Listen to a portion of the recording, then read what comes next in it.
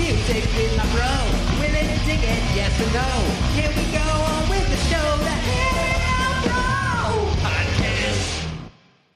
Hello, everybody. Welcome back to the Hear Me Out Bro podcast. My name is Clark. I'd like to introduce my brother, Eric. Hey. Nice. In case you don't remember what our theme for this week is, we mentioned it last week, but maybe you don't remember. That was a little teaser, a little spoiler. You can find all of our playlists by searching for HMOBP on YouTube. You can listen to all the songs along with the podcast or listen to them separate. It's up to you. We would ask if you would do us a favor, and if you feel like commenting on the playlist songs and say, the Hear Me Out Bro podcast brought me here. Maybe it'll help spread the word.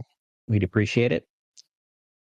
If you have any questions or comments or feedback, you can email us at hearmeoutbropodcast@gmail.com.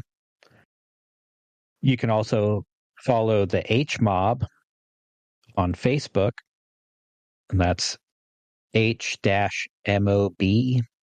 We post all the updates and links to the podcast and stuff on there. Funny stuff, goofy stuff that we might talk about during the episodes. So, without any further ado, I would recommend throwing some Pop-Tarts in the toaster, pouring a bowl of cereal, grabbing a Jolt Cola, sit down in front of your headphones. This week, we are doing cartoon theme songs. Yep. All our favorites. Yeah. There are quite a few. Yes. I didn't watch a ton I guess I did watch a ton of cartoons, but not like a ton of cartoons. Mm-hmm. But I definitely remember a lot of these. Yeah. Some of them are more recent, stuff I watched with my kids. Some of it's stuff from, after school or Saturday mornings. Yeah. And I'm 7 years younger than you. And so there were only a few of these that were on while we were both like cartoon watching age. Yeah. And so a couple of these, I remember being a little kid and you going like, check this cartoon out. It's totally awesome. So yeah. And like when I was younger, I mean, they'd have like Looney Tunes and Popeye and stuff like that. Yeah, we all grew up on those. Yeah, but like midweek cartoons weren't a thing as much as it was when you were a kid. Yeah, that was the whole Reagan deregulation thing. It used to be that the cartoons were supposed to be educational or something, or weren't supposed to market product or whatever. Oh, and so Reagan, being a peak 80s capitalism, was like, oh, let's eliminate that, and all the toy sales will trickle down, and right. And so Saturday mornings just weren't enough. So the after school cartoons, even like towards the end of my childhood, there were like morning, like weekday morning cartoons. So like while you're getting all sugared up on your cereal, you could watch cartoons. Yeah. Yeah. So if you want to play a drinking game in this episode, I would recommend being careful. If you want to take a drink, every time I say this goes hard or some variation, like this goes harder than it should. Yeah. I go ahead, but drink responsibly. Because it's going to happen a lot. Like I grew up in like peak 80s, just, man, like gated reverb, laser noises, AOR, power metal vocals. Oh, man. Yeah. My generation had the touch. Literally. Which I didn't include because that's from the movie, but right. Well, we'll have a movie. We'll wrap up this month with movie themes and soundtracks. Yeah. And I think I already had it as an honorable mention on or maybe even as a song on the AOR. Yeah, our first episode. Yeah, I think so. So ready to jump into the list? Yep. Okay, Let's so swing on in. First we're gonna run down my list, and then Clark will do his list. So we're gonna take turns instead of jumping back and forth. I'll just run through my list. I have a few more than Eric because I was fortunate enough to grow up in peak deregulated cartoon era. So even if we alternated them, I'd still have about 10 more at the end of the playlist. There'd still be a long Clark trail. Yeah. All right. My first song to kick off our cartoon theme songs is George of the Jungle. Right. Got some cool tom-toms and the big pedal drums. Yeah, and that was something you would hear on the playground a lot when you're like swinging from something. Mm-hmm. Yeah, people would always tell you to watch out for that tree. It's kind of catchy. Yeah. Oh yeah, it's like I don't know how many episodes of that show I actually saw, but it's like every kid in the 70s and early 80s like knew that theme song. Yeah. Yeah, I also like the which I never noticed before, listening to it again for the first time in 40 years. Like him wailing when he's swinging. Like when Tarzan does it. It's more like a scream. Yeah, exactly. It's not like a mating call or something. It's just or like a, bellowing terror roar. It's more, it's closer to the Wilhelm scream than Tarzan. So that's pretty funny. Nice All right. touch. I had some Henry Mancini last week with Peter Gunn. Nice. And I have some Henry Mancini this week. This is the Pink Panther. Yeah. That's so good. Probably influenced from the movie. Did the movie come first or did the cartoon come first? The movie maybe must the cartoon have come first. Yeah, maybe, because it's such like a sleuthy kind of theme song. Yeah, like it's like iconically sleuthy. Like like even if you don't know, like you could play that for somebody like a kid now and be like, "What do you think this song or what do you think the show would be about?" And they'd probably be able to say like, "Oh yeah, some sort of sleuth." And I remember being a little kid and like when you're like creeping around, like sneaking up on something, you'd be like, din, din, din, din, din, din, din, din, din. Yeah, it's good creeping music. Film franchise began in 1963. Animated series was 1969. Oh, okay. Well, there you go. Yeah, about 6 years later. We like to inform our audience if we can. We like to be educational as well. You never thought you'd learn something on a cartoon episode. Yeah. My friend Mike Gutch had the original Batman soundtrack by Neil Hefti. Mm-hmm. And there were some great songs on there. And like, we actually learned some of the songs. And it just seemed like a natural thing to have kind of a punked up version of the Batman theme. So this is the Jam doing their version of the Batman theme. Sorry, did I say punk? What I meant to say was mod.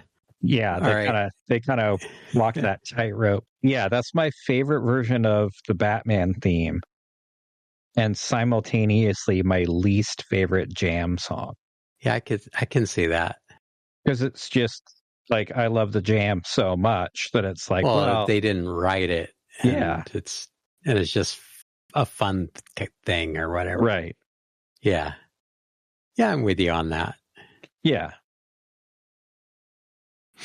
I'm not saying it's a bad song and that I don't like it. It's just out of their entire catalog, it's like, well, yeah, I could have been listening to Pretty Green or Eating Rifles or Little Boy Soldiers or Bitterest Pill or anything else from all mod cons. So George of the Jungle kind of described what the gist of the show was. Mm-hmm. And Pink Panther's just an instrumental. Batman's an instrumental. Well, but it says Batman in it. Yeah. But it's more or less an instrumental. More or less. And then it's got the na-na-na-na-na-na-na-na-na-na-na-na-na. Yeah. But like probably the best cartoon theme shows like lay out the whole plot. Like we talked about on our TV theme shows. Right. So it's like if you're catching it mid-season, you're like, yeah, it gives you a little introduction to the characters or whatever. Or it's like, oh, I haven't seen this episode since last week. Like, who is everybody? What's happening? Right. It can serve that pseudo but also it can like get you hyped. Yep. You know, with like pseudo patriotic zeal. Yep. And this next one does it really well. Like it's the perfect like get you hyped for what's to come. Like you wouldn't. So this is Star Blazers. Yeah. If we were rating these, that one would get a 98 for me. It's just chef kiss. Where do I sign up to help save planet Earth? Right? Yeah. That's a good one. That was a fun one to revisit with my kids when they were younger. Mm-hmm. And also, like I have a little subset connection thing here, like little thread. Mm-hmm. So Star Blazers was a Japanese cartoon. Yeah. And well, it was Space Battleship Yamato, and it was rewritten and dubbed for American audiences as Star Blazers. Yeah. Yeah. Eric added a couple songs to his end of the playlist that like would have been on, if he hadn't already added them, they would have been on mine. Yeah. And like Star Blazers, I remember like being a little kid and you going, dude, check out this show. It's awesome. And like, whoa. Cool. Oh yeah. Like, and so it's like, I've been a Star Blazers / Space Battleship Yamato fan, like as long as I can remember. And like the Japanese version is like just as cool. Like it still has like the same patriotism and stuff, but it's like it's even more so because it's like it's actually the battleship Yamato that like the U.S. Navy sunk during World War II, and it's and then like they turn it into a spaceship. Yeah, and like resurrect it because it was like it was the flagship of the Imperial Japanese fleet, and so you know there's all like the World War II like myth making and stuff, and like you know how much we revere our aircraft carriers and battleships and stuff. And if you're a power metal fan, you've probably heard Sabaton's Bismarck and stuff. Like it has all of that, and then it's like, oh, like we're resurrecting this mighty warship from the past, this wounded warrior to like save planet Earth. Yeah. And it's like even if you were fighting on the other side of World War II from the Japanese, it's like you still feel this patriotic pride. It just hits you right in the like militaristic little kid. So like this is one of the few, there's a couple, but like this is one of maybe two that are on my list that I would actually like recommend checking out as an adult. Yeah. Like, yeah. You know, like some of them are just like, oh yeah, okay, this is like nostalgic or it's fun or whatever, but you're not going to get like involved in the series and like, want to see how it ends or see if they pull things off or you get interested in the characters. Yeah. Yeah. And it's like, I would also recommend like the Japanese version. And in I think it was the early 2000s, they made a live action movie of the space battleship Yamato. And it's like, it's awesome. Like, it's so good. But it has like the same, like the Japanese music is the same, but it doesn't have the like military male choir singing along. Like, it's just the theme song. And so it's just like, oh, this is, I know this is Space Battleship Yamato, but it's still Star Blazers. Like, you still get that. And I remember somehow on eBay I came across this like prop replica or like prop costume replica seller from China on eBay, and they do leather jackets from with the arrows on them. Yeah, from the live action Space Battleship Yamato. And I was like, it was probably 20 years ago when I found them, and they were like $400. Who knows what they are now, if they still even make them. But it's like, yeah, but it's a leather jacket. And it's like a really, like it looks cool. Like, it's a white leather jacket. If you can get away, like if you've got the spa to wear a white leather jacket with like colored accents on it, like, it just looks cool. And then if you're part of the demographic that grew up with any of that, any version of that show, it would be instantly like, recognizable. Dude, Star Blazers. So would you consider like this era of animation to be second wave anime? Yeah, probably. I don't know. I think there's anime earlier expert. Me neither. There's like Astro Boy and like stuff like that.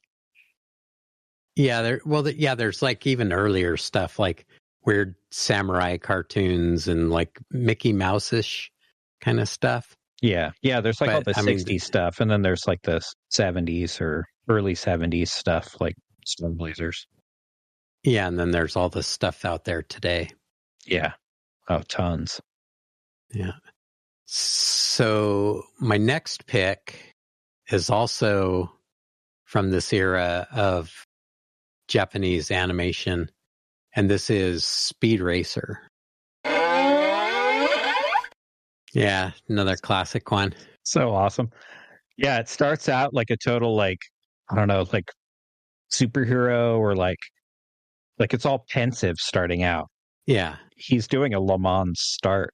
So it kind of builds that vibe, and then it's like once the Mach 5 starts going, it's like it's all groovy. Yeah, I love how they're the singers, like they're all like excited. Remember how we talked about like a vehicle being a character in the show? And how they all like chime in, the powerful Mach 5. Yeah. Yeah. So good. Yeah, and like when I was a little kid, like just the dream of driving and like cool vehicles that could do cool stuff. Totally. Was like that was like peak appetite for like what I wanted, Yeah, and as we'll see coming up, that it was like my like half generation later was like, oh well, yeah, like smoke screens and oil slicks and power boosts aren't that's old hat. It's like, oh no, the thing's got to turn into a helicopter. Or right, a jet boat. So it's like half my playlist is like cars that turn into something else. Well, the Speed Racer was cool because they had like the Bluto-ish uncle, and they had the little Chim Chim monkey or whatever that was all animal sidekicks for man. Yeah, and the little kid cousin or nephew or whatever. Yeah, that was like pals, always getting into trouble with the monkey. Yeah, the kid and the monkey, they're always like stowing away, like where they weren't supposed to be. Yeah, and the cute girl. Yeah, the Japanese. Well, I guess it's still true. You know, they like really like play. Well, I guess all of them, they really play up the cute girl thing. Yeah, there's one that I added to my end of the list, and I'll talk about it when it comes up. But it's just like, what? American cartoons will like draw up the girls to be cute, but like the Japanese animation, they really like play up the I don't know what you would call it, like the demureness of like the characters, you know, to like demureness, but then also as a like point of attraction or something. Yeah, but then also like even the in little a cartoon, bit creepiness of the like not even borderline overly sexualized. Right, like the Japanese businessman on the train, like staring at the girl in her school uniform or something kind of vibe. Yeah, or just like one of the things I don't see on here is on either of our playlists that we probably should add is another one of those like remixed for American audience ones, Battle of the Planets, also known as G-Force, also known as Space Ninja or something. I forget what the original title was, but like G-Force. And I'm not familiar with that one. Oh, you remember G-Force? They have all the characters. They have like the main guy, like the cute main character boy, the like Ludo-y, like ham-fisted big guy. They have like the weird, like barely or like non-vocal autistic kid. The cute girl, and I think there's a fifth one or sixth one. I can't remember. Yeah, a lot of animation like goes for those archetypes. Like even like a Gorillaz video will have all of those. Totally. Yeah. Yeah. Yeah, Gorillaz is totally informed by all those tropes.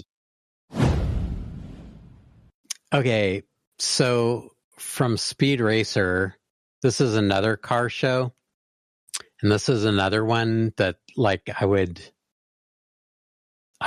recommend watching as an adult, especially if you're like into cars and like driving fast and stuff. Mm-hmm.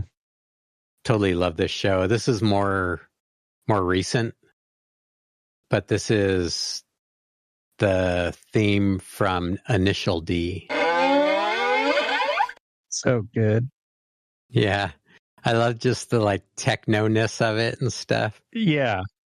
Like the rap and then like the girl singers, like backup singers, like the chorus is so good. Yeah. It's a great show too. It's like, and they've really paid attention to like all the vehicles and like just the story. Yeah, it's pretty cool. My kids love that show, and it's like one of the shows I could watch with them. It's like, this is pretty rad. Right. And there's like different characters on there that'll have like their signature, like dirty trick moves or whatever. And like when we're playing like Forza racing games or something, you know, my son and I will be like, oh, dude, you just totally Kenji'd me. Nice. Yeah. But yeah, I love that show. So that one and Star Blazers are two that I would recommend like checking out if you want to watch like a cartoon series as an adult. Yeah. Yeah, Star Blazer still holds up. Whereas G-Force is pretty ridiculous, especially the Seven's Arc 7 stuff. Yeah. And if like you think cartoons are just silly and don't like have much impact in the real world, like go on the classifieds and see how much it costs to get a black and white Trueno like rear wheel drive Corolla hatchback. Right. Panda hatchback. Yep. Yeah. See what those are going for these days. And then like tell me that like cartoons don't have any like social impact. Mm-hmm. So, yeah. Yeah. And I've only seen a few episodes of that show. But like it seemed like there were like the early anime where it was like a team of teenagers, and they'd have like, you know, the strong guy, the hero guy, the girl, the little kid, right, you know, the other characters, the wild card. And then it seemed like there was a shift, and it's like, I don't know if it was like a post Star Wars thing or what, but like they kind of had that like lost legacy, like this was your father's lightsaber kind of thing, or like this was your father's Corolla, and or like giant monk or whatever, before he was like disgraced unfairly, and it's like, you know, stepping into your father's shoes, like stepping into your rightful place or whatever, and like somewhat reluctantly, because you're kind of a misfit or whatever, and then you're like part of a love triangle. Like you might have a goofy friend and like the kind of nerdy girl, and then like there's the cute popular girl or whatever, right? Like, and sometimes the nerdy girl and the goofy friend are the same character, like that total Gregory's Girl love triangle, where it's like, oh dude, she's trying to help you get with the cheerleader because she loves you. Like she's being your wingman because she loves you. Right. The whole Pretty in Pink thing. Exactly. Yeah. Yeah. Pretty in Pink, Gregory's Girl. Like, yeah.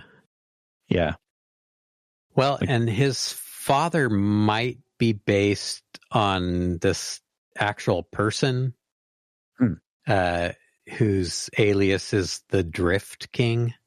Whoa. This guy, Keiichi Chuchiya. Mm-hmm. And I also watch, I'm subscribed to the Hot Version YouTube channel. It's like a 90s car show. Uh-huh. And he drove a white hatchback Corolla GTS AE86. So, and they were so popular, they have the AE86 now that they released as the Subaru BRZ, the Toyota 86, and the what's the other one? There's a third one. That they're all the same car. They're all developed together. But yeah, so I think his father is based on that Drift King guy, and the car is kind of based on that, around that whole legend of the, you know, the backroads like Drift King character. Cool. The Toge street racer thing. Mm-hmm. So yeah, a lot of crossover with the real world, but in an entertaining package where they can really like dwell on the cars as characters. Right. Okay, my next pick, I picked just because it's so crazy and goofy. And this one was based in San Francisco. Really? And it also has kind of like a techno vibe to the theme song. Whoa. Yeah. So yeah, this is... I don't remember this at all. Yeah, I mean, I never saw the cartoon, but the... yeah, it's Mummies Alive. Whoa. It goes pretty hard, man. Yeah, it goes pretty hard. So... yeah, that looks kind of 90s-ish. Yeah. Animation. That looks like post Street Sharks and Ninja Turtles. But yeah, that one, yeah, like you said, it goes pretty hard. Yeah, there's like a flying motorcycle and totally. They're hanging out by the San Francisco Bay and the mummies are from like 30-something BC. Mm-hmm. It's pretty good. It's all pretty good stuff. Okay, and I never watched that. I've never actually seen the show, but it's a good cartoon thing. One of my honorable mentions that I'll mention here, just because it ties in with the mummy theme, like one of the shows I actually dug, and I think I had a couple of the action figures, not 100%, was Thundercats. Oh, yeah. Their main bad guy was a mummy. Oh. So they had similar animation, like the wrappings that were like always blowing in the wind, like that. All right. Sometimes a cartoon theme song is a cool theme song just because of the artist who performs it and the song itself. So this is the theme from Arthur. Not Arthur's theme, but the theme from the cartoon Arthur. Okay. So my kids would watch that when they were really little. Mm-hmm. But it's Ziggy Marley does the theme song for that one. Nice. It's a PBS Kids show. But the show, not bad for a kids show. Right. But yeah, I'm all for exposing children to reggae. Right. Okay, this next one is, let's see, how do I introduce this? So this isn't the theme. Yeah, so what is this? To the cartoon. So this is a song written about a series of cartoons. So the actual cartoon is a British children's television series called Chamberwick Green, and it featured stop motion puppets. So, like we set it up ahead of time, it's like not a live thing like a Muppet. Since this is stop motion. Yeah, we talked about that. Yeah, so this qualifies as like a animation, basically. It's called the Trumptonshire Trilogy. So Chamberwick Green's the first one. What? And it's the Trumptonshire Trilogy, which also includes Trumpton and Chigley. What? And so this guy... Is this what you're trying to remember? Oh, man. We should add that to the list. That's pretty good. Yeah, I wasn't familiar until this afternoon. It was like, I like this song. I'll have to drop that in. Bangers and Mash. Yeah. Yeah, add that to the list Some after weird, Arthur. Weird British. Before. Yeah. So okay, there's sorry to interrupt, but there's a lot of British stuff that like never made it across the pond. Right. Like when I was looking up TV show theme songs, this show called The Double Deckers came up. Here come the Double Deckers. So you kind of want to watch that and show. Brains. Yeah, two characters named Tiger. Yeah, how rad would it be to have a double-decker bus as your clubhouse? Yeah, your secret hideout. Oh, man. Come on board. Okay, So okay, sorry. Now this is based on all that Chamberwick Green Trumptonshire trilogy stuff. This is Tiger Moth Tales, which is kind of a band, but it's kind of more just this guy Pete Jones, his creative outlet. And Pete Jones is blind. Okay. So I don't understand how he ever saw these cartoons, that he has this nostalgia for them. They wrote this song about kind of the whole like town where these people live. I don't know. It's just an interesting like musical statement related and kind of like in reminiscence and in tribute to this imaginary world. And I think the closest thing that I could tie it to would be on Mr. Rogers when they would go to like the little kingdom or whatever. Kind of like that, but it's stop animation. So this is Tiger Moth Tales, A Visit to Chigwick. Yeah, that was pretty cozy. Yeah, it's pretty cool. Like it's just Peter Jones enough, but still pretty it's cozy. proggy. So this is our one cartoon theme that's like over 8 minutes long. 8 times longer than all the rest of them. Right. But I mean, Peter Jones, he's an amazing musician. Totally. And just like the stuff he thinks about and wants to write about, like, yeah, this is like a pretty cozy kind of thing. Mm-hmm. And it just made me like, it's like the nutshell, the essence of like the whole cartoon nostalgia kind of thing. Right. You know, it's like, could I go back to that place? You know, yeah, totally. I didn't have any worries or anything. And yeah, simpler times. I totally got that. I'll talk about that a little bit more on my end of the playlist. Yeah, like that nostalgia, because it was a little bit different for me, like growing up in the Reagan era instead of the Carter era.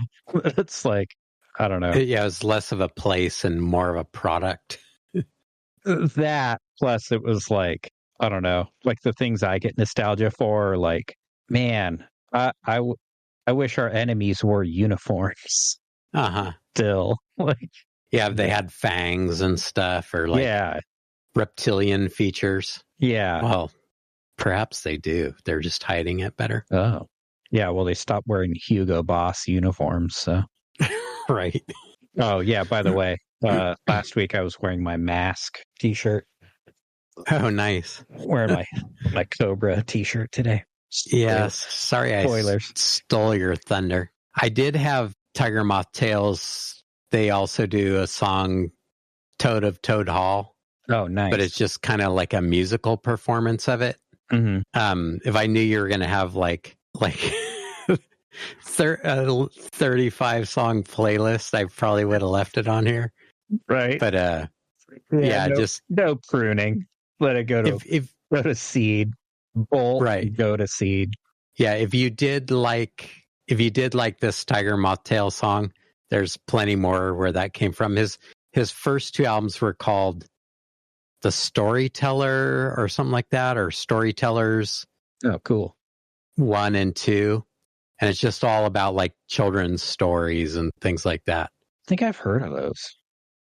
Yeah. And yeah, the Toad of Toad Hall is even more proggy. Mm-hmm. And like, that's the kind of proggy I'm killer into, though. Yeah. Killer. Yeah. It's shorter than this visit to Chigwick. There's a return to Chigwick. Yeah. Which might be from the Storytellers too. We'll add that and G-Force to the end of the playlist. Yeah. Because I want to hear that now. What's that instrument that he was playing? Is it like harmonium or something? Well, the harmonium's like the glass. Oh, the glass harmonic. No, that's glass harmonica. No, it's a harmonium. It's like a keyboard, but you blow into it. Yeah, I think you're right. I think that is a harmonium. What's it's the same thing Toots plays and Toots and the Maytals. Yeah, what's the thing? I think it's harmonium. The glass thing that like killed a bunch of people in the like 18 I think whatever. that's just glass harmonica, but yeah, I'm not sure. Yeah, Do you want me to Google it really quick? Benjamin Franklin was totally into it. Yeah. Did it really kill people? Oh, yeah, I know you're people right. got a lot of cuts from it. Oh, it's also called. It's the harmonica, the armonica, the harmonium, bowl organ, or the hydrocrystallophone. Oh man. Or simply the harmonica or harmonica. Well, I think Pete Jones was playing the latter, the crystal whatever thing. What was that? Well, no, that's the glass one that killed everybody. Oh, the hydrocrystallophone. Yeah. Okay. That was invented by Benjamin Franklin. Interesting. Weird. Okay. Yeah. Yeah. The harmonium. Well, and this thing was so British too, you know, like the whole, Trumptonshire trilogy. You could careful not to step in a crumpet. Yeah. And I guess each episode would start with that little music box, and then like a character would pop out, and then that character would be like the central character to that episode. Oh, cool. So that's fun. Yeah. Yeah, that's like, I don't know, all this like cartoon nostalgia stuff got me thinking about my friend Ryder. And we'd have like late night discussions about cartoons and like their impact on us and our way of viewing the world, Arthur point of view. And like one of the things that like got us both into miniatures wargaming was like playing with action figures when we were kids. And like you were sometimes taking these stock characters and like telling your own stories with them, or like, you know, somehow creating your own stories. And then like if it was like a generic character, you could like create your own persona for them or whatever. And so like one of the things, like both of our mothers were librarians. And so like we read a lot of the same books. We were introduced to the same books by our mothers. And like the Wolves of Willoughby Chase and specifically the Indian in the Cupboard, which is kind of a problematic book, but like the idea of it, of like this magic cupboard, and you put stuff like the toys that you put in it come alive. And so like we always had that idea of like, yeah, what if you could like, create a miniatures game where it's like, this is the main character. Put him in the cupboard. Well, but like this is the main character of the story, and we're telling a story like there's a balance between simulation and narrative in miniatures wargaming. And like simulation doesn't mean trying to be super realistic. Like the more simulist games like just get bogged down with bookkeeping and stuff.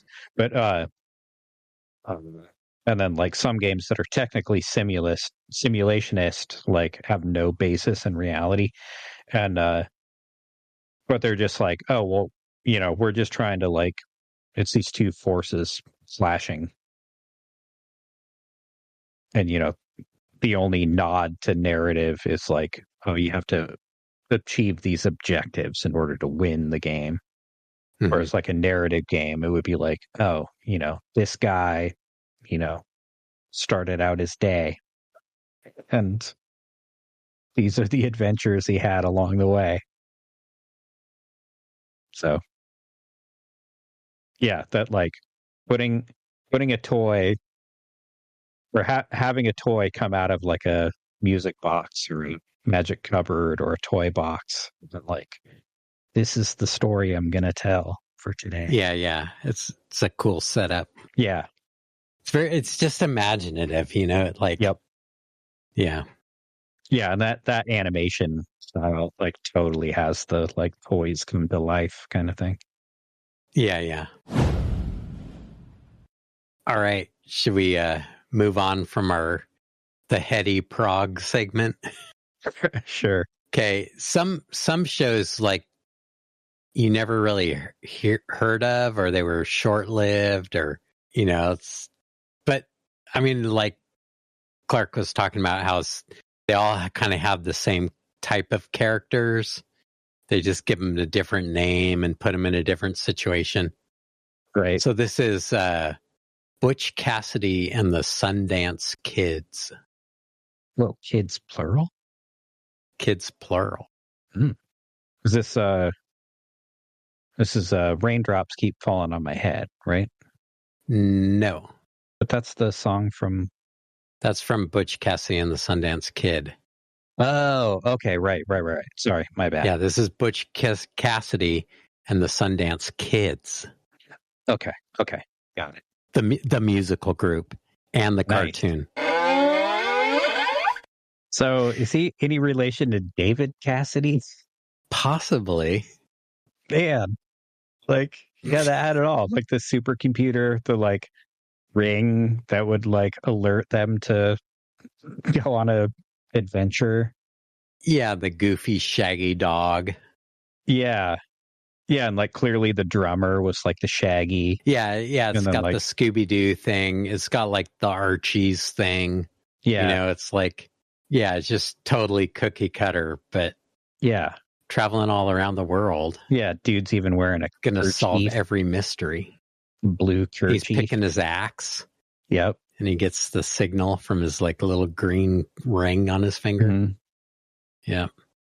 Pretty cool. Bad guys are going to take a fall. They're going to meet them all. Yeah. And they're all going to take the fall. Yeah.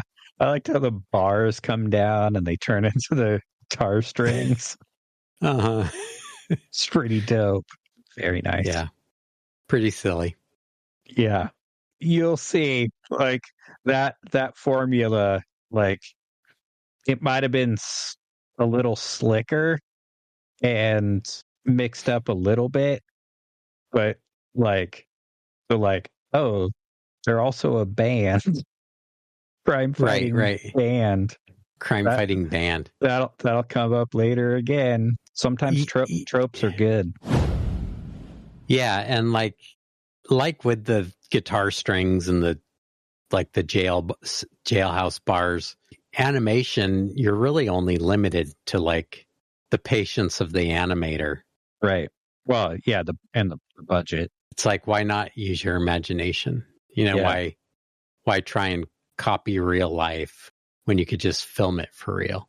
And this is a show that could never be, well, I won't say never. I won't never say never. Yeah. Here's another show that would be really hard to recreate live action. Yeah. This is Biker Mice from Mars. Whoa. Yeah, like Teenage Mutant Ninja Turtles came out. Like the comic was around for a long time, and then like the cartoon series came out, and like, yeah, there were so many that were like animal team gadget force. From beyond. Well, I say this would be hard to recreate, like in live action, but it was the basis from my understanding, according to Wikipedia. Biker Mice from Mars was the basis for Sons of Anarchy. Well, that makes sense. But they had to change a lot because they special effects and budget and things. Right. Yeah. They didn't want like they had all those like classic character actors and then like the cute younger generation actors. They didn't want them like there's you can find like all the test footage where they're like wearing the mice makeup, but yeah, like it didn't test well in the screening. Right. Yeah, so they just kind of tossed it out, but that was the original idea. Yeah, was to recreate biker mice from Mars. Yeah. They're like, why are we paying all these pretty actors if we're just gonna cover up their faces? So, let's see.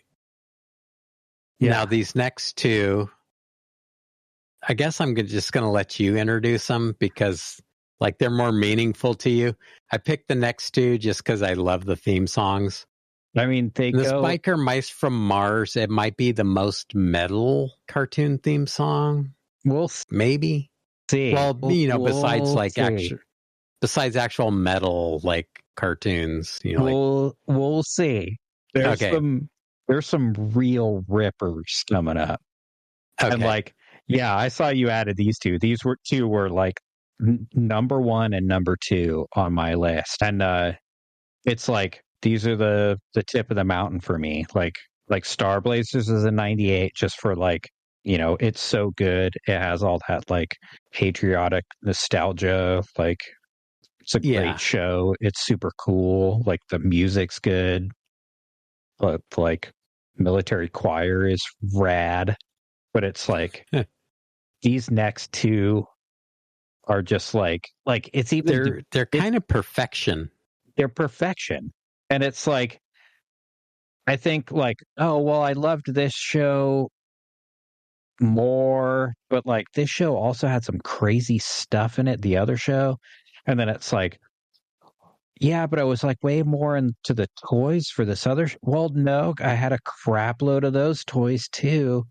Like, so it's just they're not even number 1 and number 2. They're like co-tied for number 1. And it's like it's debatable which theme song even is better. It's a toss-up. Like on impulse, you might pick one over the other, but the more you think about it, like it's a draw. It's a draw. Yeah. Because it's just like the intro for one is just like perfection. But then when the other one comes like really comes in, like the narration kind of stops and it's like, this is just a good song. Like I would listen to this song. Yeah. You want to, aside from just watching the cartoon, you wish you could buy the album. Yeah. Yeah. It's like, I want to wear a leather jacket and listen to this on a Walkman headphones. Yeah. You want 3 minutes of it, not 32 seconds of it. Yeah. Or like a minute 20 or whatever. Yeah.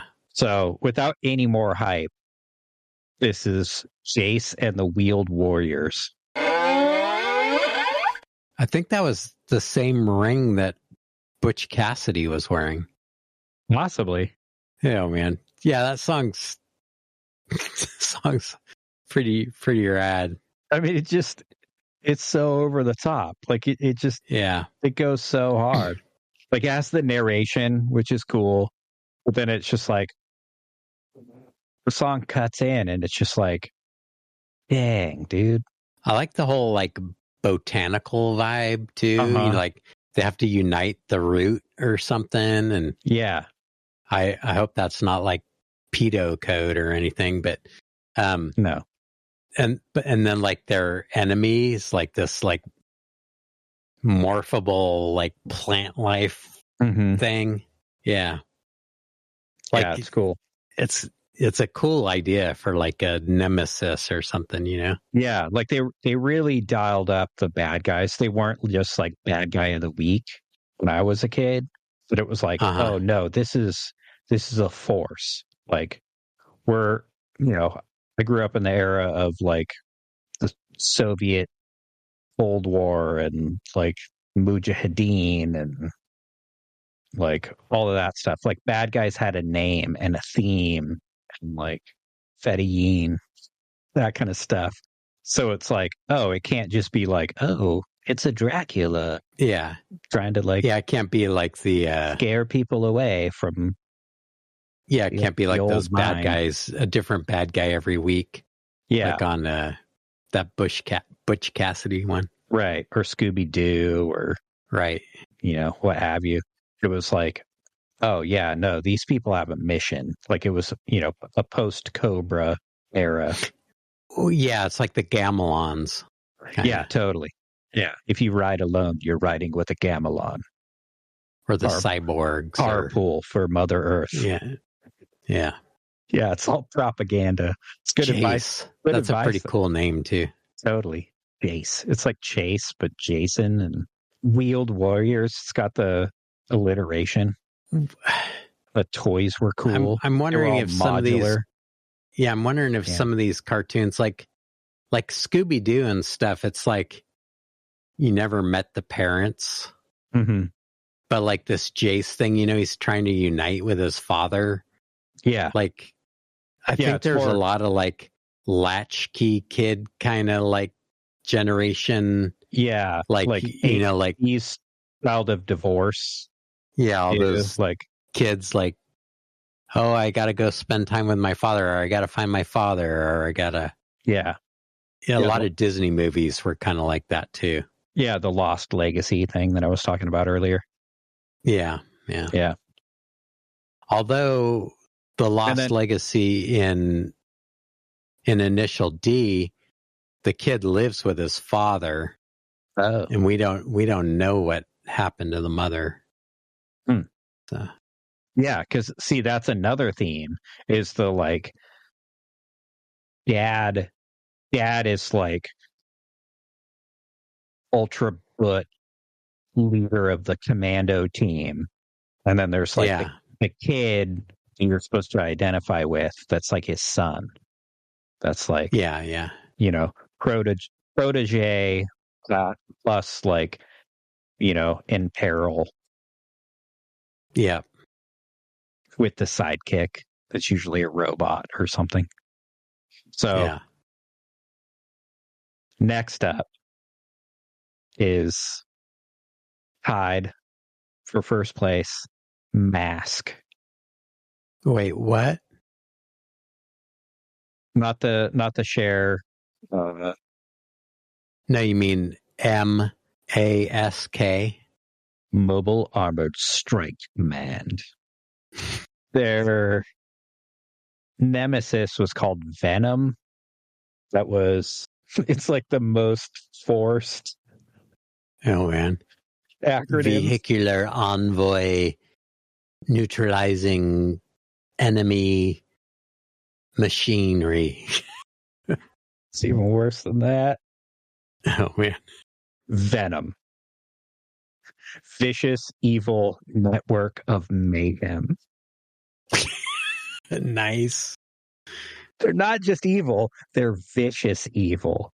And then they're a network. Yeah. And they bring mayhem.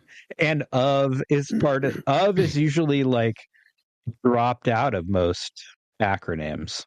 Like of is usually like only used if it's necessary. But you know. Well, it's necessary here. Yeah. Venom. Very necessary. And so this song, the theme from Mask, actually does have a 3-minute version. Like it was only about like 20 years ago when YouTube like first hit its stride that I found like, oh, like somebody posted a video of like the entire song. There's like a third and fourth verse. Like, oh man, what? Like my childhood just got better. Holy crap. Okay. Yeah, I kind of wanted to stick with like the original like intro. Yeah. As seen on TV, if you will. That's why I didn't add this. Although they're in my prog foray. Yeah, that's fine. Yeah, and it's like I've seen a lot of the like COVID and even earlier than COVID. I think the first like Zoom supergroup thing I ever saw was a bunch of people doing the theme from Mask. Whoa. Like over the interwebs. Uh-huh. Like one of those kind of those COVID Zoom performance things. But it was even before that. It was like years and years before. And it was like, oh man. Yeah. This theme rips. It goes so hard. So, Mask. That kid's got like the little robot that turns into a mini bike. It's like yep, the sidekick / kit / wheels. Yeah, and keeps with the transforming vehicle theme. Yeah, it was so great. And then they're like Butch Cassidy and the Sundance Kids. They had a supercomputer that would the Mobile Armored Strike Command.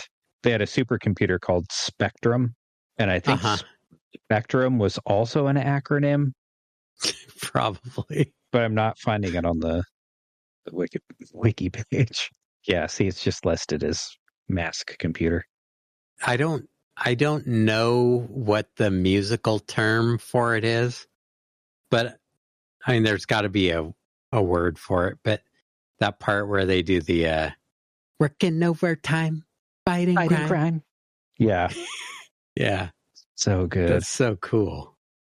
So listen to some of these character names. Tracker's going to lead the mission. He's the ultra butch, like G.I. Joe looking dude. So his name is Matt Tracker. Matt Tracker, Hondo McLean, Dusty Hayes, Bruce Sato, Nash Gorey, Bruno Shepard, Boris Bushkin, and Maximus Mayhem. Oh, man. Miles Mayhem, Alex Sector, Floyd Malloy, Jacques Lafleur, Nevada Rushmore, E-Bob, Brad Turner, Julio Lopez, Calhoun Burns, Fly Rax, Buddy Hawks, Cliff Dagger, Ace Riker, Dwayne Kennedy, and then see if you can guess the 2 female characters, 3 if you count the computer, all voiced by Sharon Noble. Guess it. See if you can guess which token female character was the good guy and which one was the bad guy. Okay, let me see if I can get it. Gloria Baker. And it's not multiple choice. I don't get to hear both of them and then decide. Okay, yeah. Gloria Baker and okay. Sounds like a bad guy, but Vanessa bad gal. Gloria Baker sounds like a bad guy to you? So far, I can't think of a name being worse, but what? I suppose it's possible. Vanessa Warfield. Oh, V is like way down the alphabet. Mm-hmm. And it's one of the letters in Venom. Yeah, and Warfield. I'm thinking that's got to be the bad guy. Like Gloria Baker's like Gloria Estefan, buns this, fresh out of the oven. Yeah, it's the like smell of little Debbie baked bread. Plus Gloria Estefan. Like, come on. Yeah, what's gooder than that? Ain't nothing gooder. Yeah. So Mask. So this says 1985. So that's the year I graduated high school. Mm-hmm. So yeah, Mask was not on my radar, other than you being a little mask nut running around. Yep. Yeah, and it's like they were smaller than G.I. Joes. Like I think Star Wars and G.I. Joe, I think were like 3.5 inch. I forget the scales. I'm losing all my nerd street cred. But the Mask figures were smaller. When I had G.I. Joes, they were like the big 10 ones. inches tall or something. The big Barbie or they size seemed ones. That tall. I don't know. They probably weren't. But the doll-sized ones, not the action figure-sized ones. Yeah. Yeah. So let's start off with the rest of the list. I added a bunch of stuff because, like I said, that's quite a list. I grew up in like cartoon theme song Like, I mean, it was drinking from a fire hose. It was like, now everybody drinks from a fire hose. Like, there's just so much entertainment out there that it's like, you sit down. If you don't already know what you're going to watch, when you sit down to like watch something while you eat, your food's going to be cold by the time you decide. Because it's just like I'm going through my Netflix watch like playlist, and it's like my eyes are spinning. Or like, I'm pretty good at picking out shows. But what was like, that show somebody was telling me about? If I have to pick out a show that my wife will also watch with me, right? And it's a much longer ordeal. Yeah, and like last episode we talked about how like back in the network television days, it was like, oh well, there were like 3 different networks, so it's like, oh, we're gonna watch Happy Days or we're gonna watch 60 Minutes, like, right. Those were your choices. And now it's like, oh, yeah, I don't know. I love that show, but I'm not really feeling like it right now. There's no FOMO because it's all streaming. So I will say that that's one of the beauties of getting older and having your memory not be as good as it once was. Okay. Is being able to like slow down the show revisit cycle. Right. Like gets a little bit shorter. Oh, window of like, oh, I could watch that again and enjoy it and not feel like I just watched it yesterday. Right. Oh, man. Yeah, I did that with X-Files last year. Oh, yeah. It's like, yeah, I remember like 2 episodes or 2 or 3 episodes. It's like, whoa, I barely remember this. Like, I don't remember this episode at all. I know I watched it, but I don't remember it. So this was an episode, or this was a cartoon. This next one was a cartoon that I saw like 2 episodes, like enough episodes to know that it was actually a thing, and then never saw it again. Because it was on like early Nickelodeon. And it was like a French-Canadian, like French/Canadian, not French-Canadian, / not hyphen, like collaboration. And like it had this crazy theme song. It had all this like deep lore.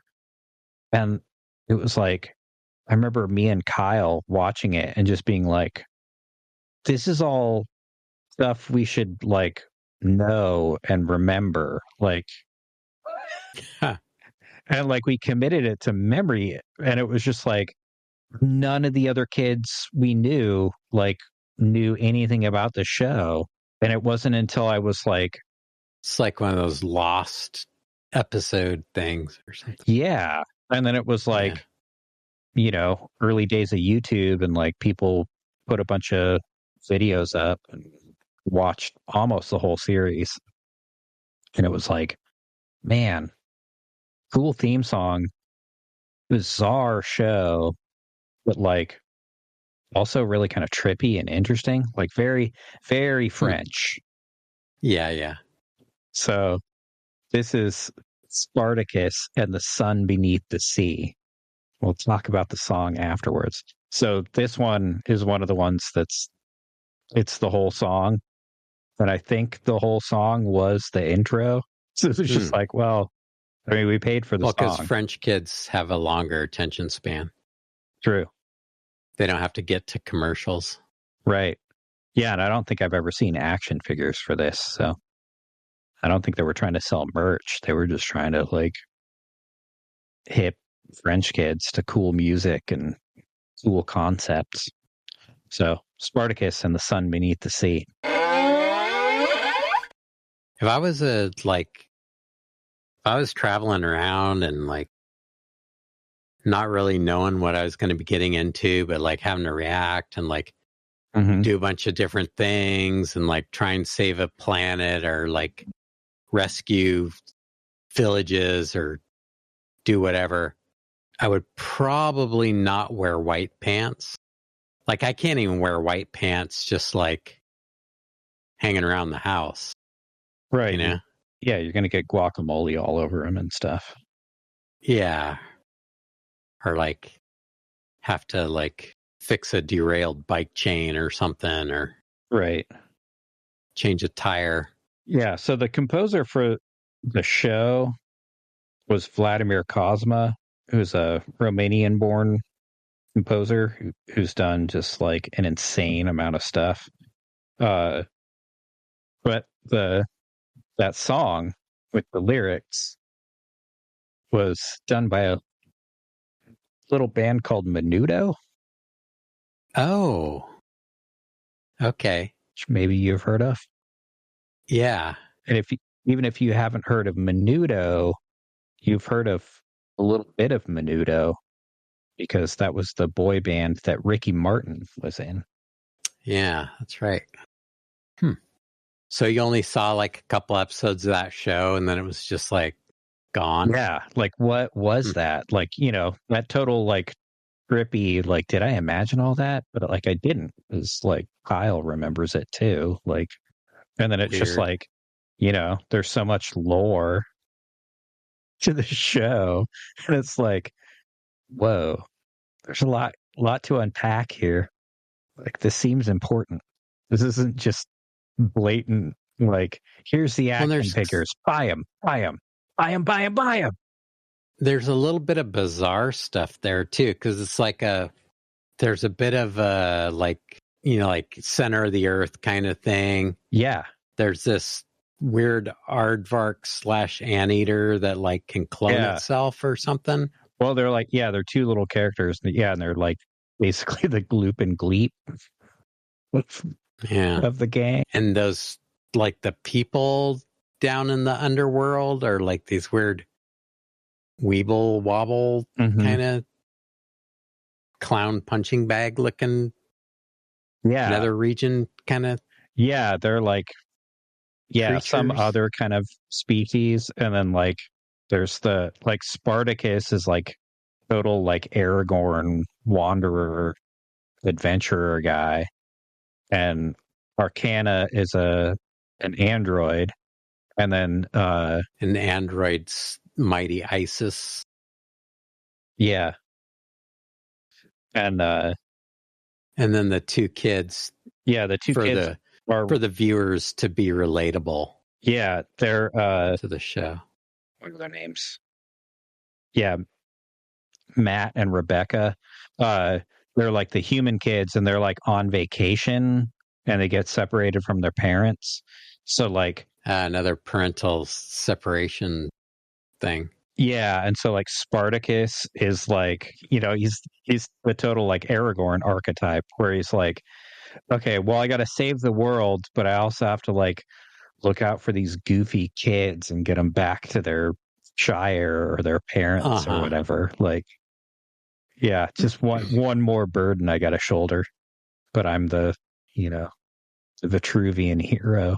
And then there's the pirates, which are the bad guys in at least a couple episodes early on. Do you want to be familiar with the pirates? No, that's okay. I think our list is plenty long already. On accident. Whoops. Oh, whoops. Dance of the Pirates. That's all we have to That's from the same that's from the same show. That's from the same show. It looks like they're drawn by a completely different group of people. I think they probably were. And it's just like, oh, okay. It's kind of futuristic too, because like on social media, like you see like these good looking kind of people like Spartacus and stuff. But then you also see all these other people with like they're weird looking, faces. Have a bunch like too many piercings and like dyed hair and stuff, and like it's like they were predicting the future.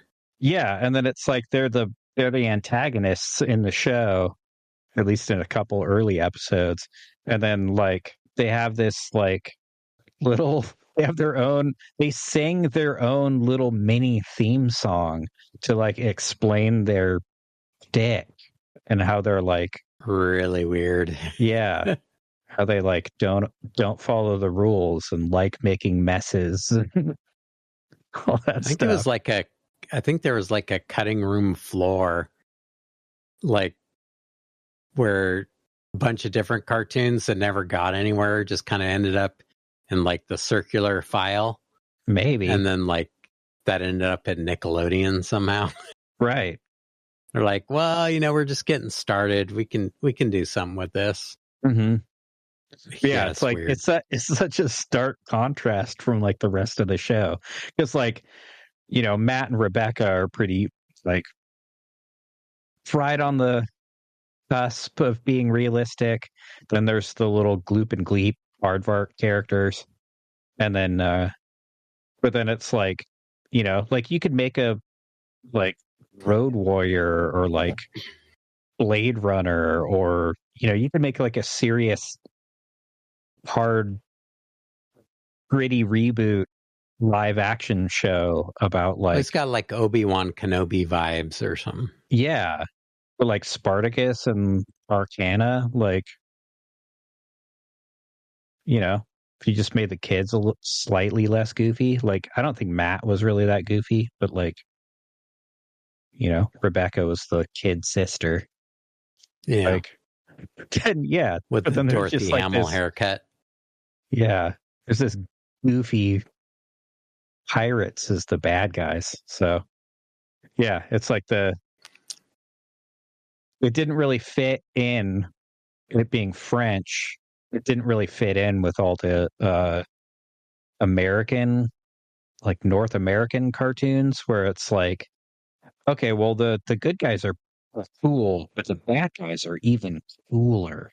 Well, it's they're an like interesting they're cool but footnote. sinister. It's an interesting footnote, but is it just because it's weird and because of the Menudo song that it ended up on our list? Or is it kind of that mystery factor? It's kind of all of it, because it's like the show. Did I dream that?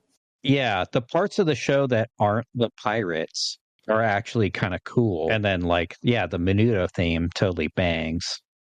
Ricky Martin reference. Yeah. And you never thought you'd hear that on Hear Me Out Bro podcast. Yeah, well, mark it on your calendars.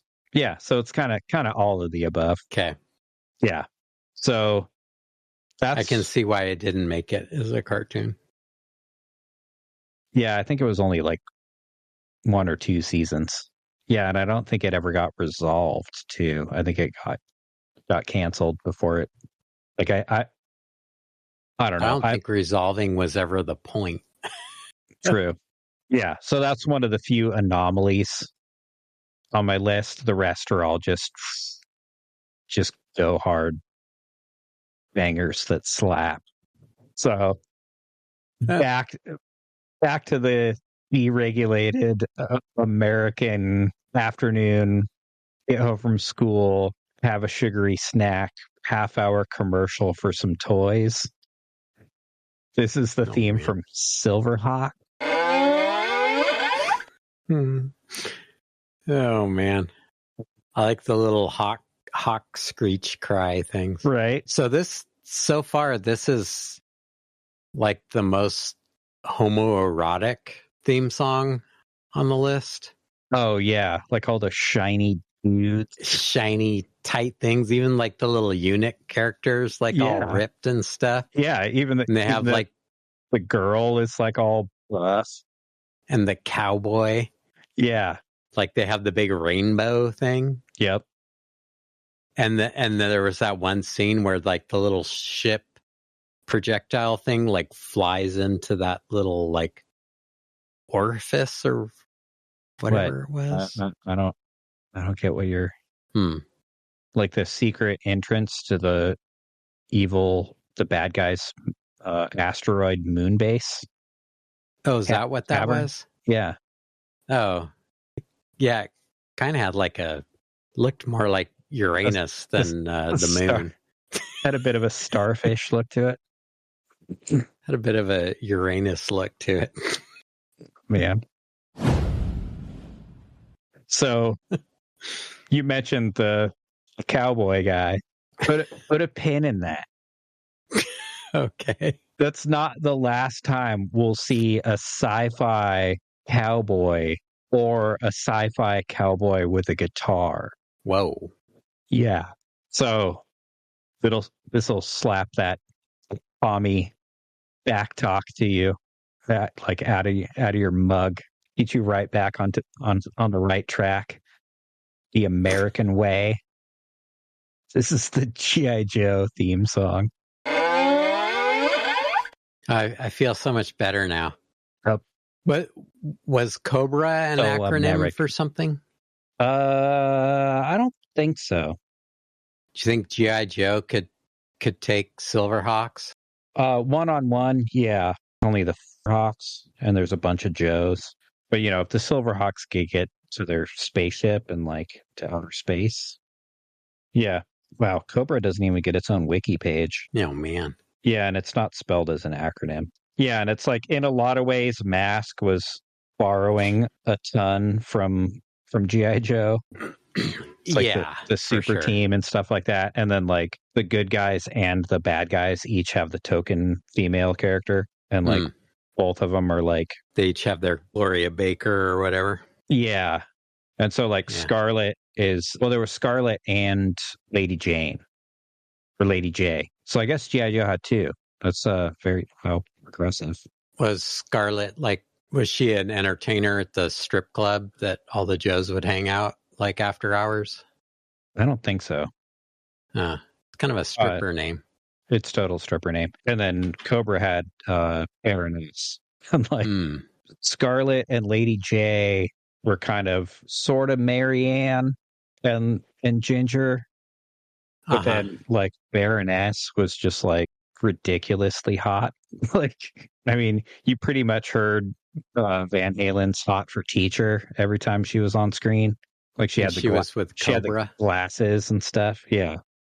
Oh, she had the whole like sexy librarian thing going. Like sexy librarian dominatrix thing. Whoa. Like out of control. Yeah. Perfect for a kid's show. Right. There's already 35 songs in the playlist. We don't need to make this episode any longer than it needs to be. All right. Yeah. Baroness. Budding 10-year-old Clark sexuality. All right. I don't know how to segue out of that. So yet another show that was like an older show from Japan that was like edited, or I guess it was slightly older.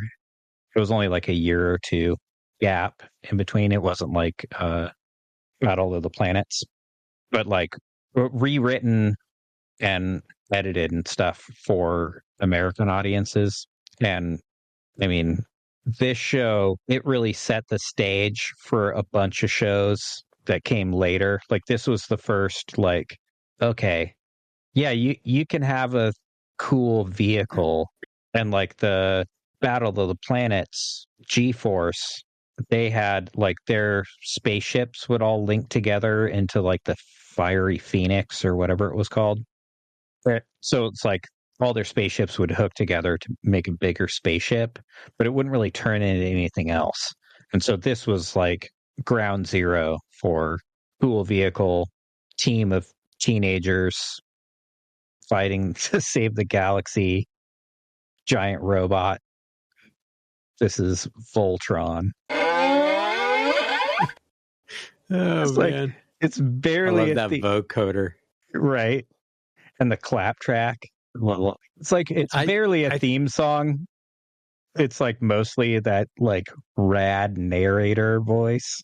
But then it's like the theme song, and it's like they would play that music like whenever, at the climax of the episode, like we're going to form Voltron.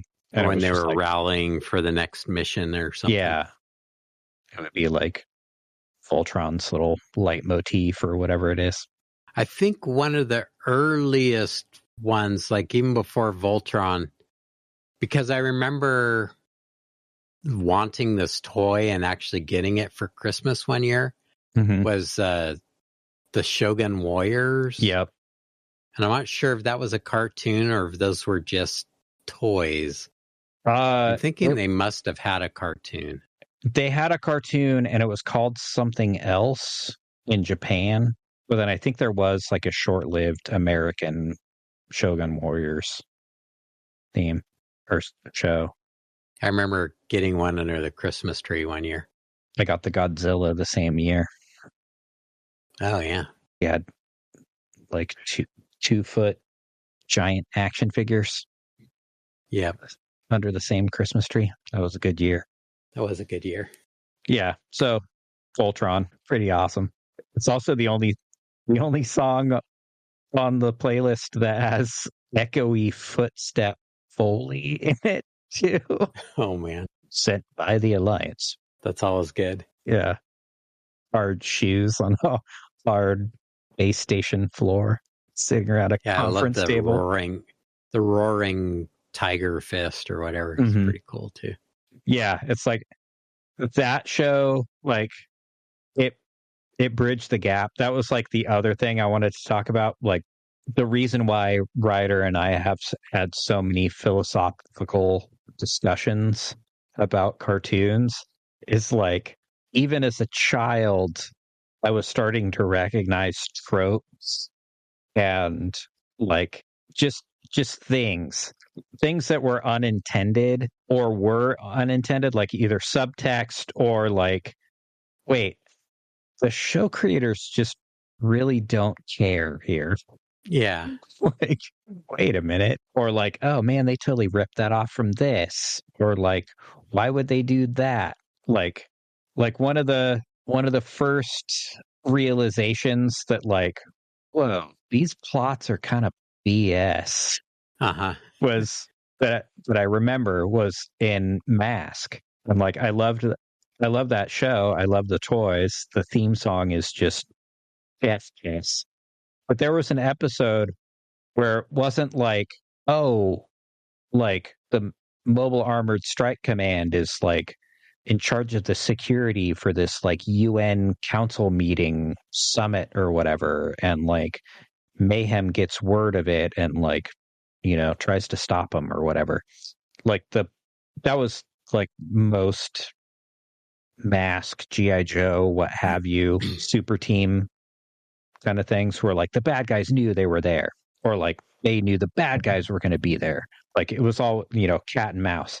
Whereas I remember there was one episode where Matt and Scott Tracker and one of the guys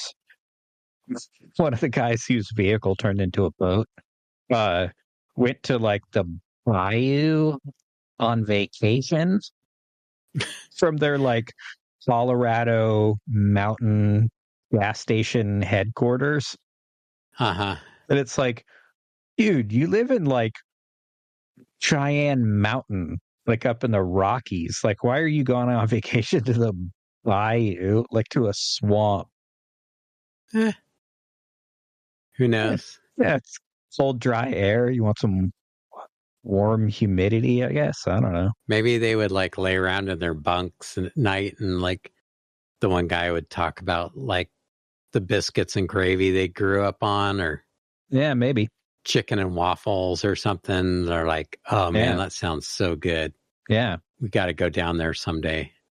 Yeah, they're on vacation. They're vacationing in this swamp, and they just like Scott and the robot or whatever like happen upon like, oh, they uncover this Venom plot, like Venom's doing something, and it just happens to be doing something in the plot or in the bayou. And it was like, well, where do you vacation? I don't know, cool locations that have yummy food and don't have high humidity. The bayou. Oh no, not the bayou. Yeah. It was just too much of a coincidence for my like 12-year-old brain. Just like, yeah. What? They just the bad guys just happen to be there. Yeah. Come on. You know, it wasn't like, oh, we're driving along. His ex-girlfriend is on the same cruise ship with her fiance. Right.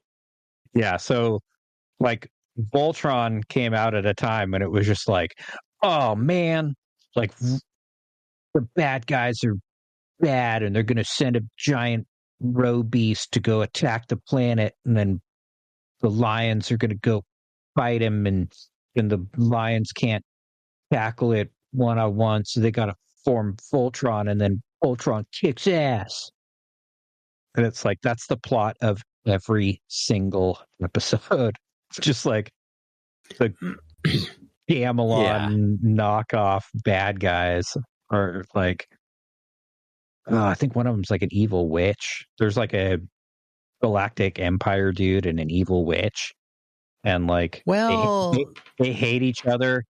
They're like, they never actually do anything. And like, the galactic empire dude is like, you failed me last time. What have you got for me this time? And the evil witch is like, I have something even more vicious or whatever. And then they send this roe beast down to the planet. It's like, maybe there's something lost in translation. Maybe there's something lost in translation. Maybe there was for sure deep, meaningful, like life lessons in the Japanese version. Maybe. But yeah, the repackaged American one was just like, okay, why don't you just come out of your like mountain headquarters as Voltron and then just like hit him with the sword? Why is that? Yeah. Why is that your backup plan every time? Oh man, come out of the gate with Voltron, dudes! Like, come on. But I was young enough that I didn't realize it, and then like trying to watch it again, it's like a, I don't know, 20 or 30-year-old. And it was like, whoa, the show's super cool and super dumb. Okay, is this next one, is it the 10-hour 4 non-blondes loop? No, but I can add that to the playlist if you'd like. No, that's okay. I think our list is long enough already. Yeah. So, yeah, I'll try not to get as deep and philosophical. I don't think I have to anymore, but I did want to talk about those two things of like, yeah, my brain is the way it is because I realized that a lot of cartoons were pretty dumb. Like some of them were. Yeah, I think you realize people are just trying to like scam you or like, yeah, not giving their 100% all the time. Right. Yeah. Yeah. Phoning it in. So yeah, as much nostalgia. It's just a kid's show. Yeah. What do they care? Yeah. Filthy brats. Yeah. Just trying to sell plastic. Just trying to move some plastic. Yep. You got 10 million units we got to move. Yeah. So this is one of the more blatant commercial ones. Maybe even more so than G.I. Joe. But it is like peak 80s nostalgia. And it does have kind of a cool like sci-fi fantasy vibe, which I dig. Yeah. But it's like, I don't know.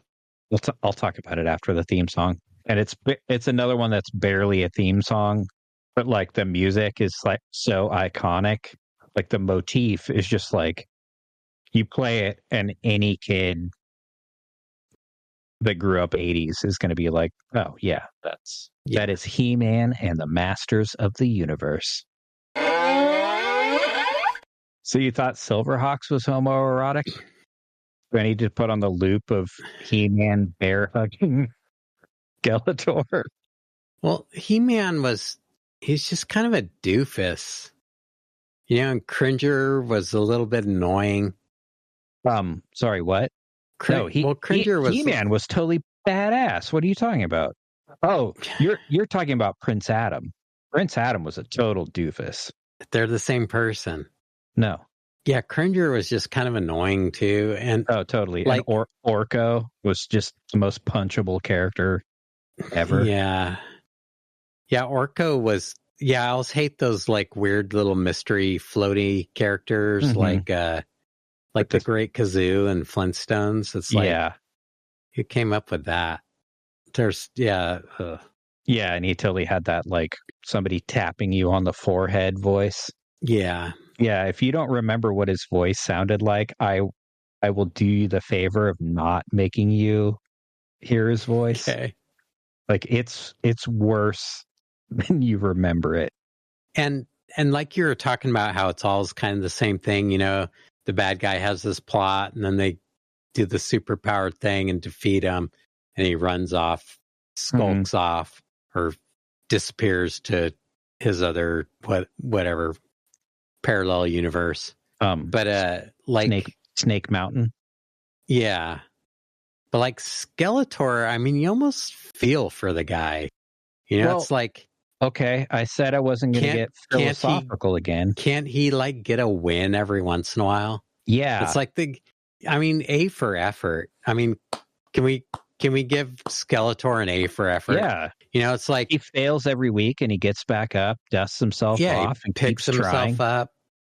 Yep. Pulls himself up by his bootstraps and charges after it again. Yeah. It's like, yeah. And you know, it's like, I mean, in a way, like Prince Adam's like the rich kid who's like, daddy gives him the sword and, I can. Yeah, he's the Batman. Yeah, I can power of Grayskull my way out of any situation. Yeah. It's like, you know. Yeah, he's Batman, but he's not even an orphan. What's Skeletor's backstory, you know? He works hard for his money. Yeah, totally. You know? Yeah, and it's he's a self-made man. Yeah, and he's got like his team of henchmen, but his henchmen are boobs and buffoons and fools. Yeah, you know, he's working with what he's got. Yeah. Yeah, so I said I wasn't going to get philosophical. I mean, I don't know that He-Man's sidekicks were like any more useful. Well, Man-at-Arms was pretty badass. Tilo was totally badass. Yeah. And then like all the ancillary characters like Manny Faces and Triclops, and well, Triclops was a bad guy, but Mechanic. Yeah, and then like the Sorceress was like total Deus Ex Machina. Like she was always the ace in the hole. She couldn't leave Castle Grayskull, but whenever like, oh yeah, you totally effed up and He-Man got outsmarted, like Sorceress would have to step in. But so like Prince Adam was total dork. He-Man was just like way too OP. But then like Skeletor had all the charisma. Like he was the charismatic bad guy. Like he had the cool voice. Like he had fun stuff to say. He always had a witticism, some snappy retort. And then like shortly after He-Man came out and was a monster success, they came out with She-Ra. And right, like She-Ra blew the doors off of He-Man, like way more toy sales and like her own cartoon. And it was always like, you know, the 80s were like heat, like dolls are for girls, trucks are for boys era. And so it's like I never watched a bunch of totally rad cartoons that were like pink themed because they were for girls. So like for the show, we talked about Gem and the Holograms. Truly Outrageous. This is one of the great theme songs of cartoons. But like I never watched that show, so I can't in good conscience add it to the list. Even though it's like it's totally rad. And then like the bad guys on that show, we also talked about that. The Misfits had totally rad songs too. Now is that the same band that like you see all the like Hot Tropic kids wearing the Misfit t-shirts? Is that the band they're talking about? Oh, the one that no, I don't think Glenn Danzig was ever in the Gem and the Holograms antagonist band. He's too short. He was too short. Yeah. His legs didn't look that good in high heels and a miniskirt, a leopard miniskirt. But so She-Ra, you know, it was marketed towards girls. And so I never watched the cartoon. But then like reading up on the lore as an adult, and it was like, objectively, that's a better show. Like I think girls are a little smarter than boys. 100%. But like they'll watch some really dumb stuff if it's cutesy. Yeah. But like if it's like a female heroine or something, yeah, they want something a little more. Yeah, it can't be just like, oh, I'm going to hit you with my sword, but I can't, it's a cartoon, so I can't actually hurt you with the sword. I can only hit your sword. And then like both of our swords get knocked into like the chasm. And then I have to like pick you up and throw you at something. Yeah, or I'm going to like use my sword to cause an avalanche that'll bury your tank. Right. Or flip your tank over. Specifically, you brought up like, Eternia was controlled by the good guys, and like Skeletor and his little ragtag bunch of boobs and misfits were like completely outnumbered, like cards stacked heavily against them. Hera was in like Eternia's distant past and flipped. So like the bad guy also had a cool name. It was in control of Eternia, and She-Ra and like her like band of rebels were like completely outnumbered and like punching up, and like it's all just a metaphor for the patriarchy. And so like She-Ra is just like riding her winged horse and using the sword of power or whatever the hell it's called to like break the glass ceiling. She was the head of the ragtag. In the distant past, She-Ra broke the glass ceiling, only to have the kingdom ruled over by He-Man in the future. By He-Man's parents. And then I guess the secret lore, because there was like the crossover made for TV movie, and I think they're brother and sister, and like Skeletor knew he could fight He-Man, but he couldn't fight He-Man and She-Ra, or just couldn't fight She-Ra on her own. So he put him in different time. Yeah, so he like, wow, so glad I thought of this while we were recording another late minute edition. Skeletor, I think, Samurai Jacked She-Ra into the distant past. Yeah, Samurai Jack. I guess honorable mention. It's not that great. It's a great theme song, but yeah, we can honorable mention it. Yeah, but I mean, we can mention it honorably. But I can't in good conscience talk about rad narration and not have it's freaking Mako, dude. Come on. Okay, we'll get through the show and then we'll add a bunch more stuff at the end. Okay, there'll be a bunch of bonus stuff. Just yeah. Samurai Jack, one of the greatest cartoons ever, and greatest villains. Like I think of all the cartoons, I think that's the one I could probably right now, having just thought of it like 30 seconds ago, recite the evil. I could recite Aku's lines from the intro from memory. Okay, so not all of my cartoons are newer or from the 80s, because, grew up watching Scooby-Doo and Looney Tunes and all the Hanna-Barbarian stuff. And so still my favorite superhero of all time is Spider-Man, because I grew up watching the 60s Spider-Man show cartoon. And like Batman theme's pretty good, but I don't know, man. The Spider-Man cartoon Spider-Man theme is pretty good. Yeah, it gets me, man. Yeah, it's perfect theme. Like, come on. Is he strong? Listen, Bob. He's got radioactive blood. Oh, man. That didn't answer the question. Right. Because that could make you really weak, too. Yeah, right? Yeah. Yeah, if you've ever known anybody who's gone through chemotherapy, they don't usually feel like superheroes during the process. And they had some of the greatest, like, bad guys on that show, too. Oh, totally. Like, Rhino is there any Man. better bad guy than Rhino Man? Yeah. No. I never figured out how to do that diagonal running that they do on the show, where they, like, run like this, and then they run like this, and then they run like this, and then they run like this. Yeah. Yeah. It's supposed to be a lot faster. Yeah. It's like they're running on a bridge of the Enterprise, Starship Enterprise. Yeah. Yeah, that was one show where, like, even as a little kid, you're like, this animation's like pretty bad. Yeah. You know, although, like, wait, didn't he already pass that building?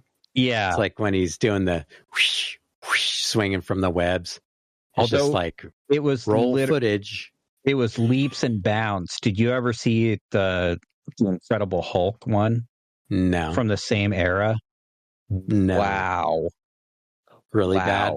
So bad. Like, Bruce Banner. Why does the Hulk always get shafted? Because, like, the Hulk seems kind of cool, and, like, the Hulk TV show was pretty good. Yeah. But, like, I used to be in charge of this group of young men, like, in our church. Mm-hmm. And we'd get together and do stuff and, you know, have activities for them. And this is in Eureka. Mm-hmm. So there's tons of fun stuff to do. But we were going to go play paintball one day, but it started raining because we were in Eureka. Huh. And so we're like, well, okay, we're not going to play paintball. So what do you guys want to do? Oh, well, let's just get pizza and rent a movie. So we went, and they decided they wanted to see the Hulk. Mm-hmm. And so we ate pizza, and we just sat around talking because, like, even 14-year-old boys, like, thought Hulk was, like, the worst movie they'd ever seen, and we're like, oh, this is dumb. Yeah. Let's just not watch it. Let's talk. Wow. Yeah, 14-year-old boys would rather talk than watch a movie. Talk and sit indoors on a rainy day, right? And watch the Hulk. Yeah, and it's like Thor, not the Marvel Thor, but like the actual, like, Norse god Thor. Uh-huh. He's already the strongest guy, and he's got. Oh, we talked about this on the Lost in Space episode. So this is already part of the show canon. So Thor, already the strongest god, has a belt that doubles his strength and has gloves that double his strength. So he's, like, way far above anybody when it comes to strength. And there's the Utgard saga that gets confusing because there's Loki and Utgard Loki, and they're not the same person at all. And Utgard is like the other place, like the outer limits or whatever. Like, it's just, you know, or like Bizarro land or whatever, like other reality outside of normal reality. And so, like, the king of Utgard, like, challenges them, like Thor, Loki, Thjalfi, and somebody else. They're issued all these challenges, and so at one point, like, Thor has to wrestle this old woman and can't fight this old woman because he's not strong enough. And it's like all these challenges, like at one point he has to try and lift a cat, and it's like he can get like one leg off the ground at a time, but he can't get all four legs of this cat off the ground. And then, like, Loki has to eat a whole bunch, and like there's all these challenges, but then it's like they've had this glamour put over their eyes, and so, like, the cat is really the world serpent, Jormungandr, which is like the largest thing that's ever existed, like encircles the earth, and keeps the seas in. And it was just like, well, dude, like, you were able to get 3/4 of Jormungandr, like the world serpent, lifted up. You couldn't lift him entirely.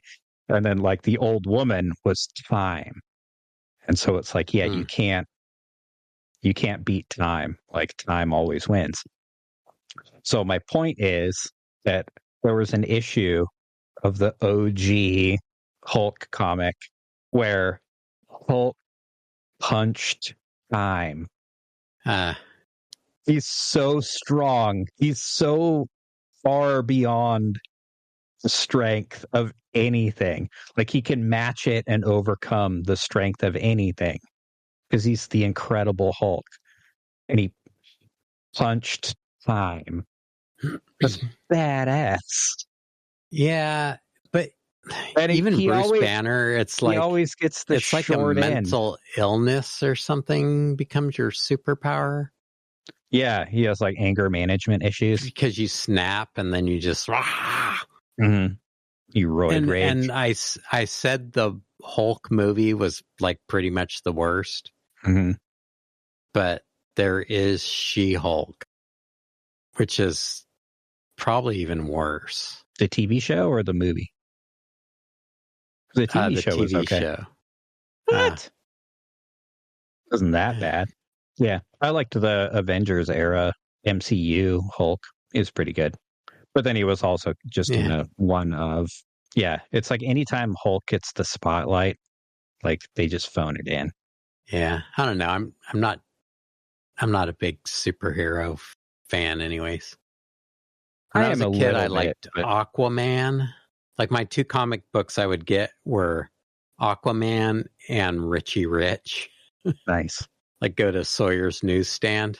And Dad would get like his weightlifting magazines, and I would get Lincolnfield News, Aquaman and Richie Rich, and then like one of those tiger milk protein bars or whatever. Yeah, because they weren't a candy bar. Dad would let you have them because they weren't a candy bar.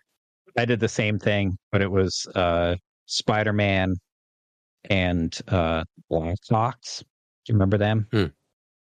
No. They were kind of like the Flying Tigers. They were like an international band of aviators. Oh, like, cool. From all the allied nations, like fighting Nazis and like nameless, shadowy Nazi types. Is Sawyer's gone now? Oh yeah, they've been gone for a long time. Oh, okay. Yeah, even when I lived downtown, I would just go there like fairly often, like get this magazine or that magazine. Yeah, the newsstand. Yeah, and then when I was dating my wife, like I'd be like, oh yeah, let's go downtown, and we'd go to Sawyer's, and she just didn't get it. She didn't grow up doing that. So I was like, why are we at the newsstand? It's like, well, see what's new, see what's going on in this month. You're not getting your dopamine hit from nostalgia? Nope. What do you mean? Yeah, it was just boring. Yeah.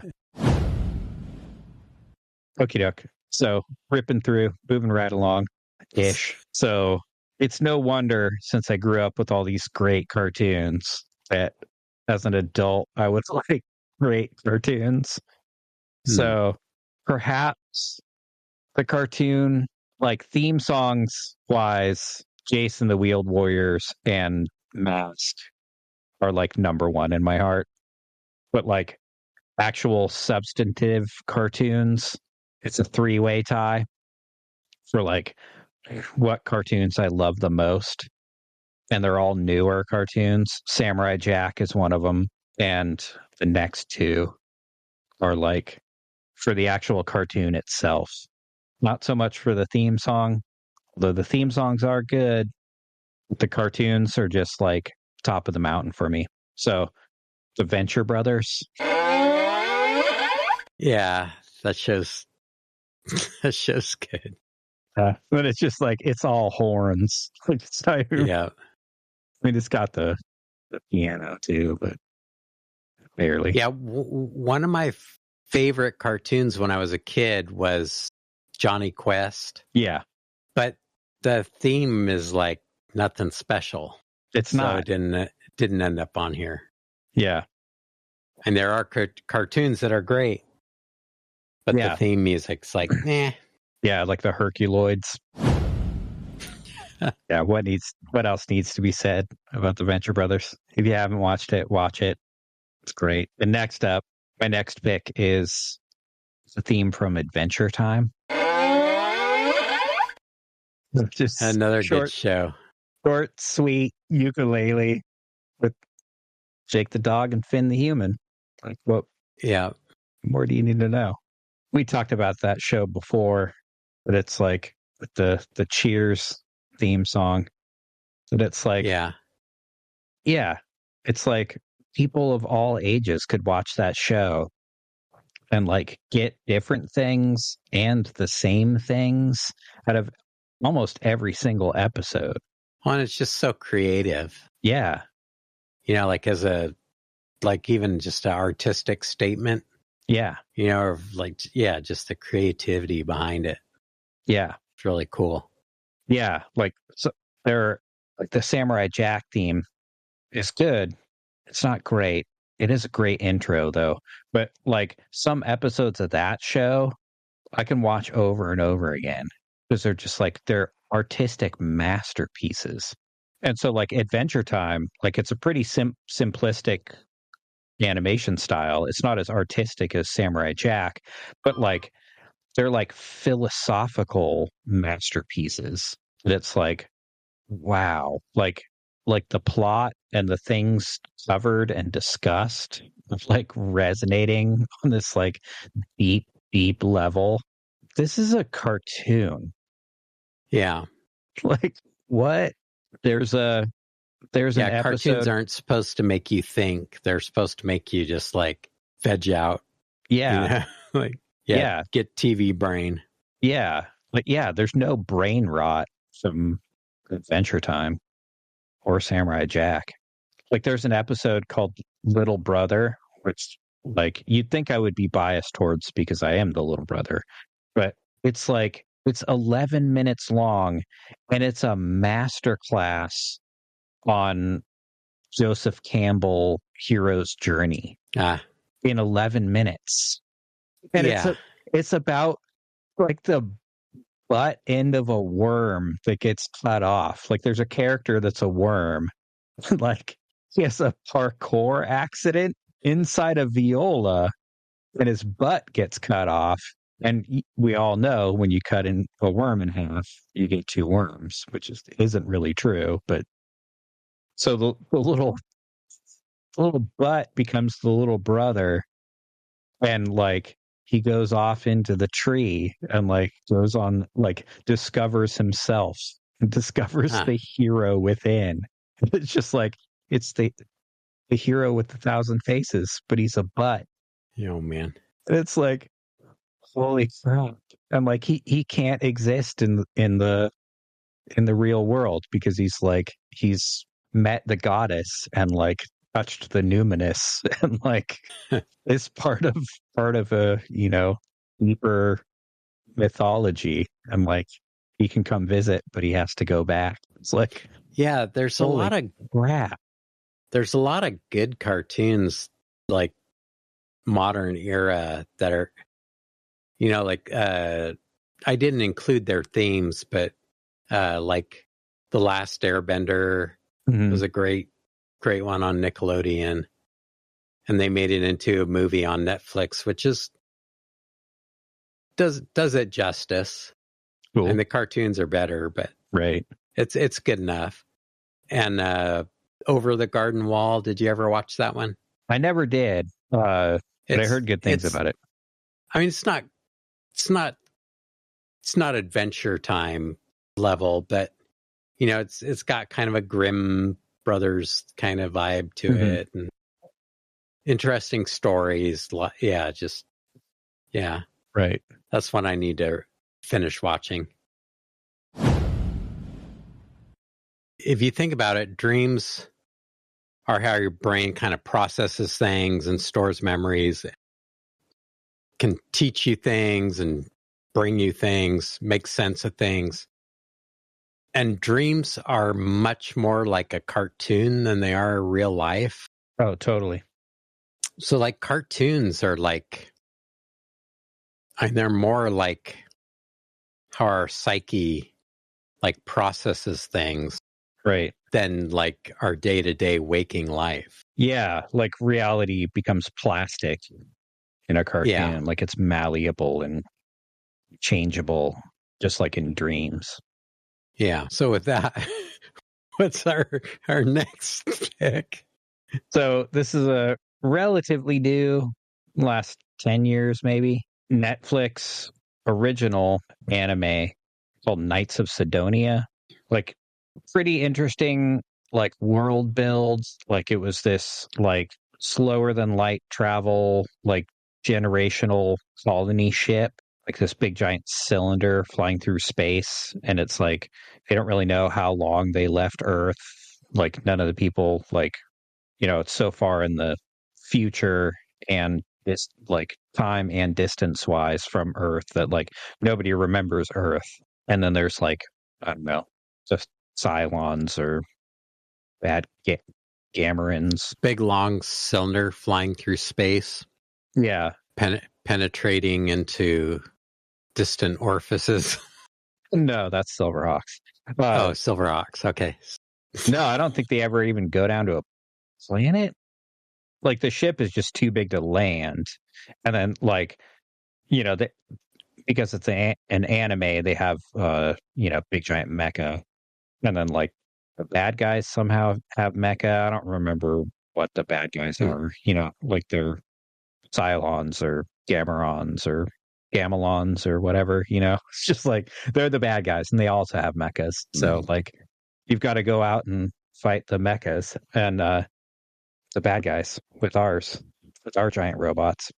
But it's like I was watching that and people were telling me like, oh, you need to check out Attack on Titan, and there was another one, and I think you had recommended Initial D to me, and so it was like, okay, like, yeah, like I'm not that big an anime fan. Like for me, it's like there's Akira and there's just Akira, but it was like, okay, well, Knights of Sidonia is pretty cool. I'm liking it so far. And then it was like, I was trying to watch like these other shows, like other animes at the same time. And I know it was just coincidence, but it was just like, they all had the same pros. It was just like, oh, this is Scooby-Doo and Butch Cassidy and the Sundance Kids. And it was just like, this again? So like, yeah, I would, I would like to like anime, but like whenever that looks interesting. Whenever I start one, it's just like, this is waste of time. Yeah, this one rises above because there's like interesting world build stuff. But it's like the actual like plot and the characters are just like, man, these are some heavy, heavy tropes. Because it's like, it's the misfit, awkward boy who's like, coming of age, going through puberty, finding his lost legacy crap. And then like he's in the love triangle. Like there's his pal that loves him. And then like, he's lusting after like the pretty girl and like, the whole. Yeah. And it was just like, oh, okay. Attack on Titan. Like, I'll watch that. And it's like, that's the same thing. But like you right. you substitute like the colony ship for like the town, and you substitute like the alien mecha for the giants, and then like the good guy mecha for the little harness grappling hook things. Yeah, yeah. And it's like these characters are just like cut and paste, man. Like this is crazy. So anyway, this is Knights of Sidonia. Great theme song. Yeah, it's pretty good. Yeah, it goes hard, man. It's like the Initial D techno thing, but then they have like that little like folk power metal, like like rousing chorus kind of thing in the middle. Yeah, and then like the beginning has like kind of the swelling orchestral like martial thing that like Star Blazers, like it's kind of got a little bit of Star Blazers in there. Yeah. Yeah, a lot of good elements there. Like there's kind of a drone in there, like an almost bagpipey drone right at the beginning too. Like yeah, it's cool. And then it's like the main singer has like a cool like J-pop, like she can really belt it out. She's got an amazing voice. But then like the backup singing is like it's like super J-pop. It's like Nights of Sidoni.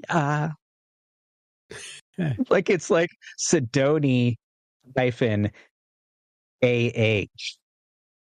Yeah. Like it could have been or whoa. Sidoni, yeah. Yeah. And it's a decent show if you can get over like how tropey the characters are. Yeah. It's got some cool mecha action, sci-fi action. And sci-fi peril. Yeah, it totally has the like because it's like a big colony ship, but it's all like austere and like there's like the lower levels and stuff like that are all servants' quarters. Yeah, all like what's dark on a real ship. Kind of, but like even more like industrial and like grimdarky. Yeah. It's like, they don't power the light or like there aren't lights down there anymore. And like, it's like the bowels of the ship. Yeah. Like crumbling concrete and stuff. Like, yeah, it's like ruined urban wasteland, but it's on a spaceship. So it has that like cool, like bleak anime dystopian thing too, even though it's on a spaceship. And then like all the high tech areas, like where they have the mix and the control rooms and stuff, are all like lens flared, neon, brightly lit. Yeah, contrast. It's a really cool looking show. Yeah, it's got a banging theme song. So, shout out to one of our listeners, Tyler, who I talked to on the phone yesterday. And he wheedled me for upcoming episode topics. Oh, cool. And he was like, yeah, like the Transformers theme. He was a little bit young for it, but he remembers the show when he was a kid, like a little kid. And that was his first like TV like cartoon theme song that was like, whoa. Yeah, he shared some in the he shared some in the YouTube comments too, like some of his one that his son likes and stuff. That was really cool. And I was like, yeah, I don't know. I don't really remember the Transformers theme being that good. And I was like, okay, well, for Tyler, I'll check it out. And it's like, it's good. And it's got like the sweet, blanking on his name, dude who like voice acted everything. And yeah, the Optimus Prime voice. It's cool. And so an interesting contrast. So this is kind of a twofer. So it's the Transformers theme. And we're going to rip right in to the next one, which is the GoBots theme. So it's debatable on who came first and who was ripping off who and who was just cashing in, and because they were all just cashing in, it was all American cartoon marketing, like repackaging Japanese transforming toys. Yeah. And like clearly like content wise, everything wise, like Transformers was the better show. That and theme, the better though, toys. But like it's kind of a hot mess. the GoBots theme is pretty awesome. Like, it's kind of a bit throwbacky. Like, Transformers is looking forward, and like Hanna-Barbera's like.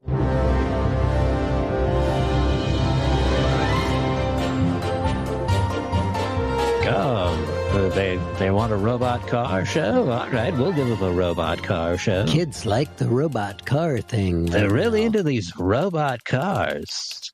Things that turn into something else. Yeah.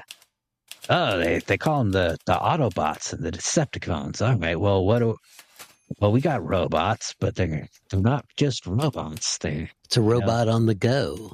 Oh, hey, there you got something there. Robot on the go. What about GoBots? The GoBot. Cut, print. Take it to the I like it.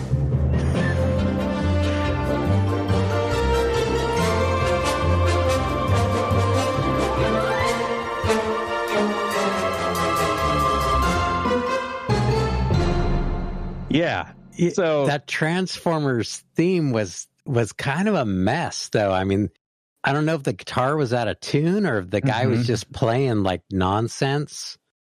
It's almost like they wrote the lyrics and just like sang whatever and then like added music to like whatever the secretary put on the dictaphone, like as she like sang what the script writers wrote down. Yeah. For the theme.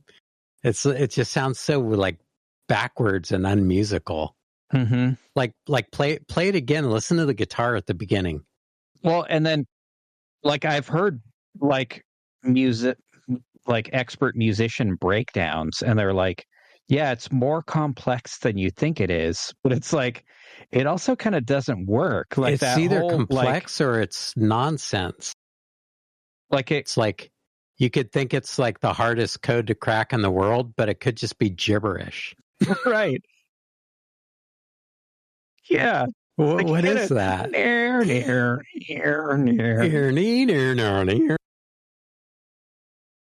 is that? I don't know.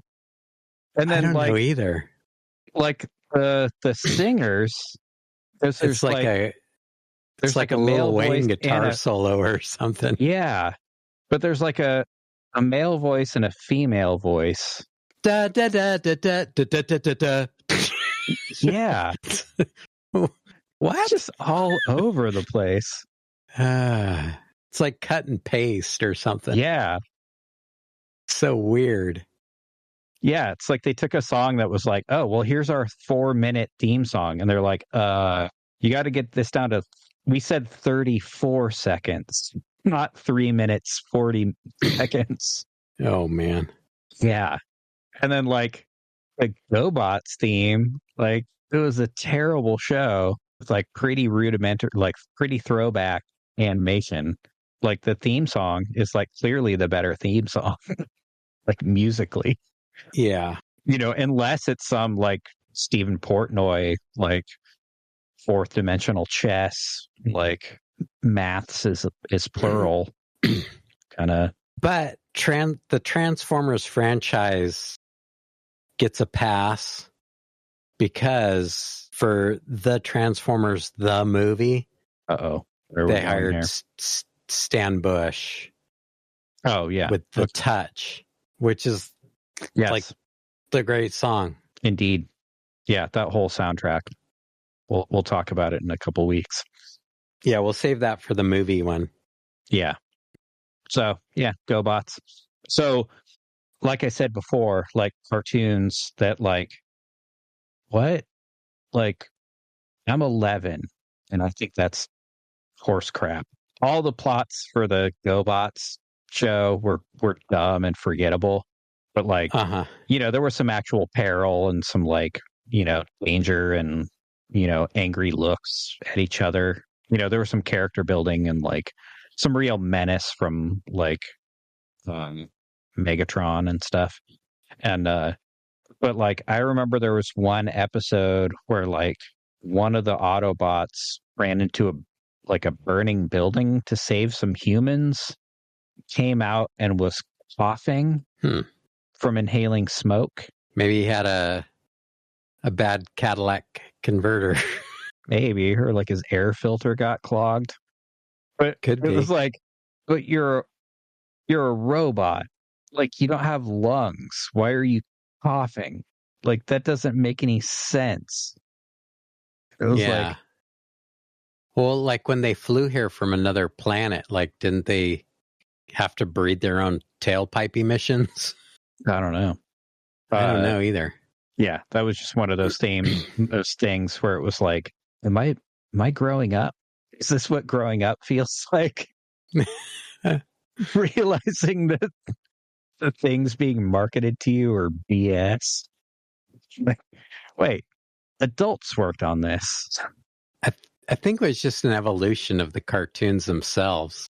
Even if you were younger, I think you would have caught on to it. I don't know, maybe. Anyway, another show that is fundamental to who I am as a human being. Like, I almost completely forgot about this show. Like, still remembered a couple episodes because they really stuck with me. About 20 years ago, they put out the whole series. Even though Hanna-Barbera didn't own it, they ended up owning the rights, and they put it out on DVD.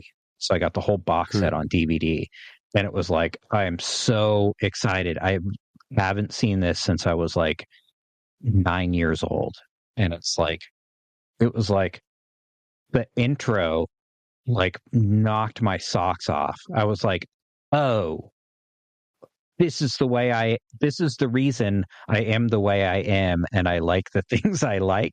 Like, holy Just crap. totally formative.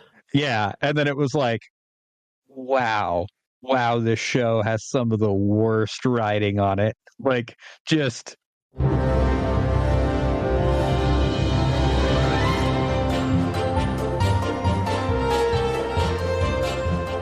Well, I guess that takes care of that, because the animators are tired. We don't need to resolve that scene. Yeah. No, we're already on to the next thing. Ariel, Ookla, the writers don't give a shit anymore. Let's go. Yeah. We got to make 50 of these things. Yeah.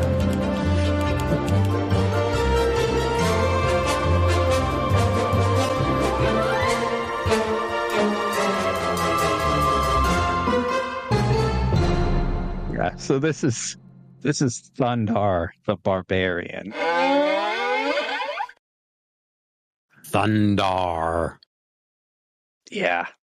And So he's like He-Man, but like a post-apocalyptic He-Man. Yeah, like some people would say he's So like the generic big bag of Fruit Loops, like lesser grade knockoff, you know, of He-Man. Yeah. Yeah. But he's so much better. But he is better, and the characters seem better too. But also so much worse. Like, the writing is so bad. It could have been better.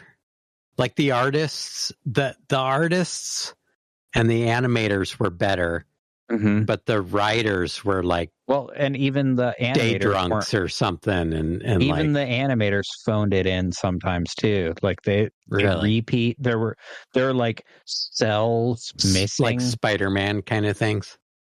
Pretty much. Oh yeah, like, that reminds me. The thing I was going to say about the Hulk cartoon, low budget 60s cartoon, and it was like bottom of the barrel. Like the budget went to Batman and Spider-Man for sure. There was an episode where Bruce Banner was escaping from a burning building, and it was a still background, still foreground. So it was like a wall and a door with smoke as the background, and then flames and like furniture on fire as the foreground. And then the Bruce Banner cell, he was in like a running position, and it slid across between the two plates. And didn't go into the door, just went off screen. Like, exit stage left. Yeah. Like he just I just glue that thing on a popsicle stick and we'll run film. Yeah. It was insane. He fully poochied out of the frame. It was nuts. Nice. Yeah, no change in perspective or anything. Yeah, just the cell slid in between the two plates. Yeah. Like a pubic hair caught in the 16 millimeter frame. Yep. Gross. Yeah, so Thundar, there are some episodes where there are like some cells missing from the animation. Like somebody's arm will just like, it's supposed to be animated, but just drops out. And then it's like, man, there's some weird stuff. So just like, what even is this? Like, there's one episode where they're on a train and they rescue this like swamp urchin little girl and like fight off these like lizard men dudes or whatever. And then they're like, well, like, can we take you to your family? And she's like, I don't have a family. And they're like, oh, well, like, what are we going to do with you? And she was like, well, you guys can get off my train. And they're like, who said it was your train? And she's like, well, it's not easy being a swamp urchin. End of episode. She just is like, hey, thanks for saving me. Cool train. Like, oh, man. Get off. Beat it. Yeah. Scram. Yeah. And then, like, Thundar is like, Yama's a post. And, like, the way they show it sometimes is so stupid that, like Ariel, her dad was like she has magic powers because her dad was like a historian. Makes sense. Yeah. So she's also like she provides the like literal hand waving Deus Ex Machina magic and all the exposition. So she's like, oh, these look like the ruins of an ancient city called Manhattan. Thundar goes, Manhattan? Like he does that in like almost every episode. Like he'll struggle with some word, and it's like, oh, dude, that's so dumb. Oh man.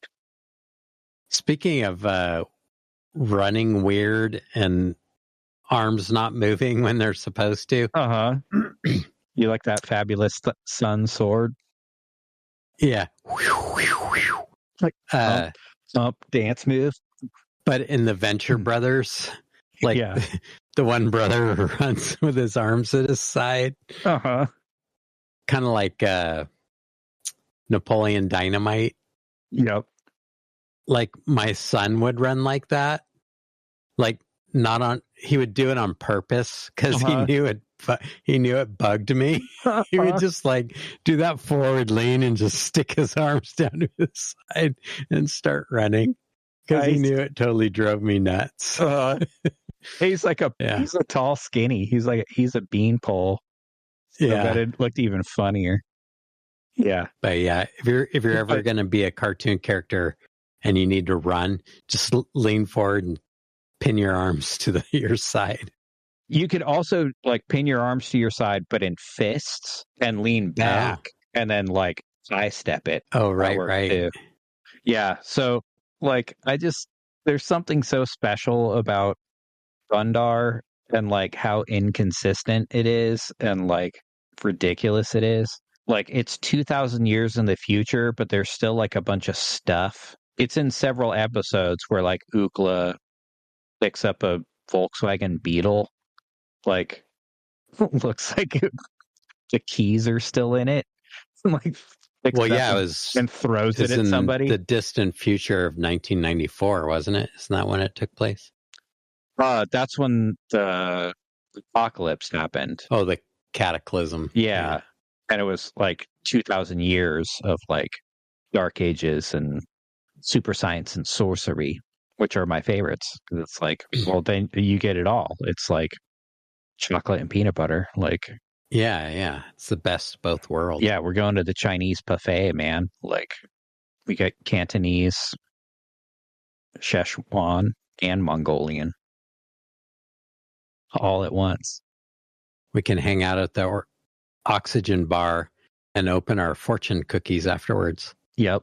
But yeah, some like really creative, like sometimes they'd have really creative, interesting bad guys, and sometimes they'd have just like completely ridiculous. Like one time there was, it might even be in the first episode, the bad guys are rat men on motorcycles on like. Wait, rat men? Yeah.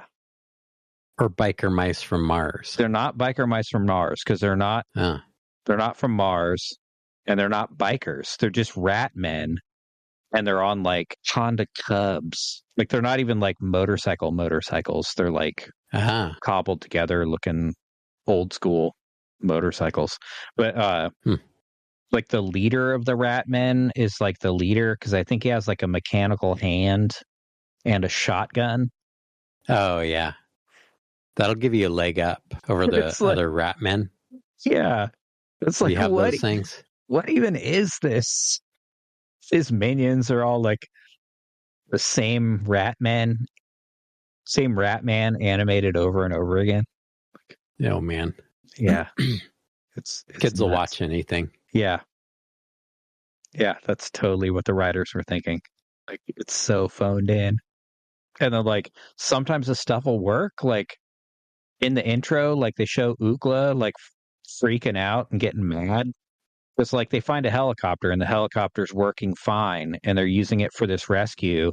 And, like, Ookla is flying it, and then, like, gets mad and, like, smashes the control panel. It's like... Gotta control your temper. Yeah. If the Hulk has taught us anything. It's true. Yeah, so Thundar the Barbarian. That's like why I loved anything post-apocalyptic, and anything that's like so far post-apocalyptic that like there's like fantasy elements in it too. Yeah. Yeah. So like Samurai Jack, just like, yeah, I was predetermined to love Samurai Jack because I grew up watching Thundar the Barbarian. Oh. Next up, completely different. I don't really remember this show. This was like when I was a little kid. This is probably one of the first cartoons that I watched on my own. Like, you were a teenager, then it was before like G.I. Joe and He-Man and all the other stuff came out. This was like Smurfs kind of era. Mm-hmm. So so it's another knockoff kind of thing.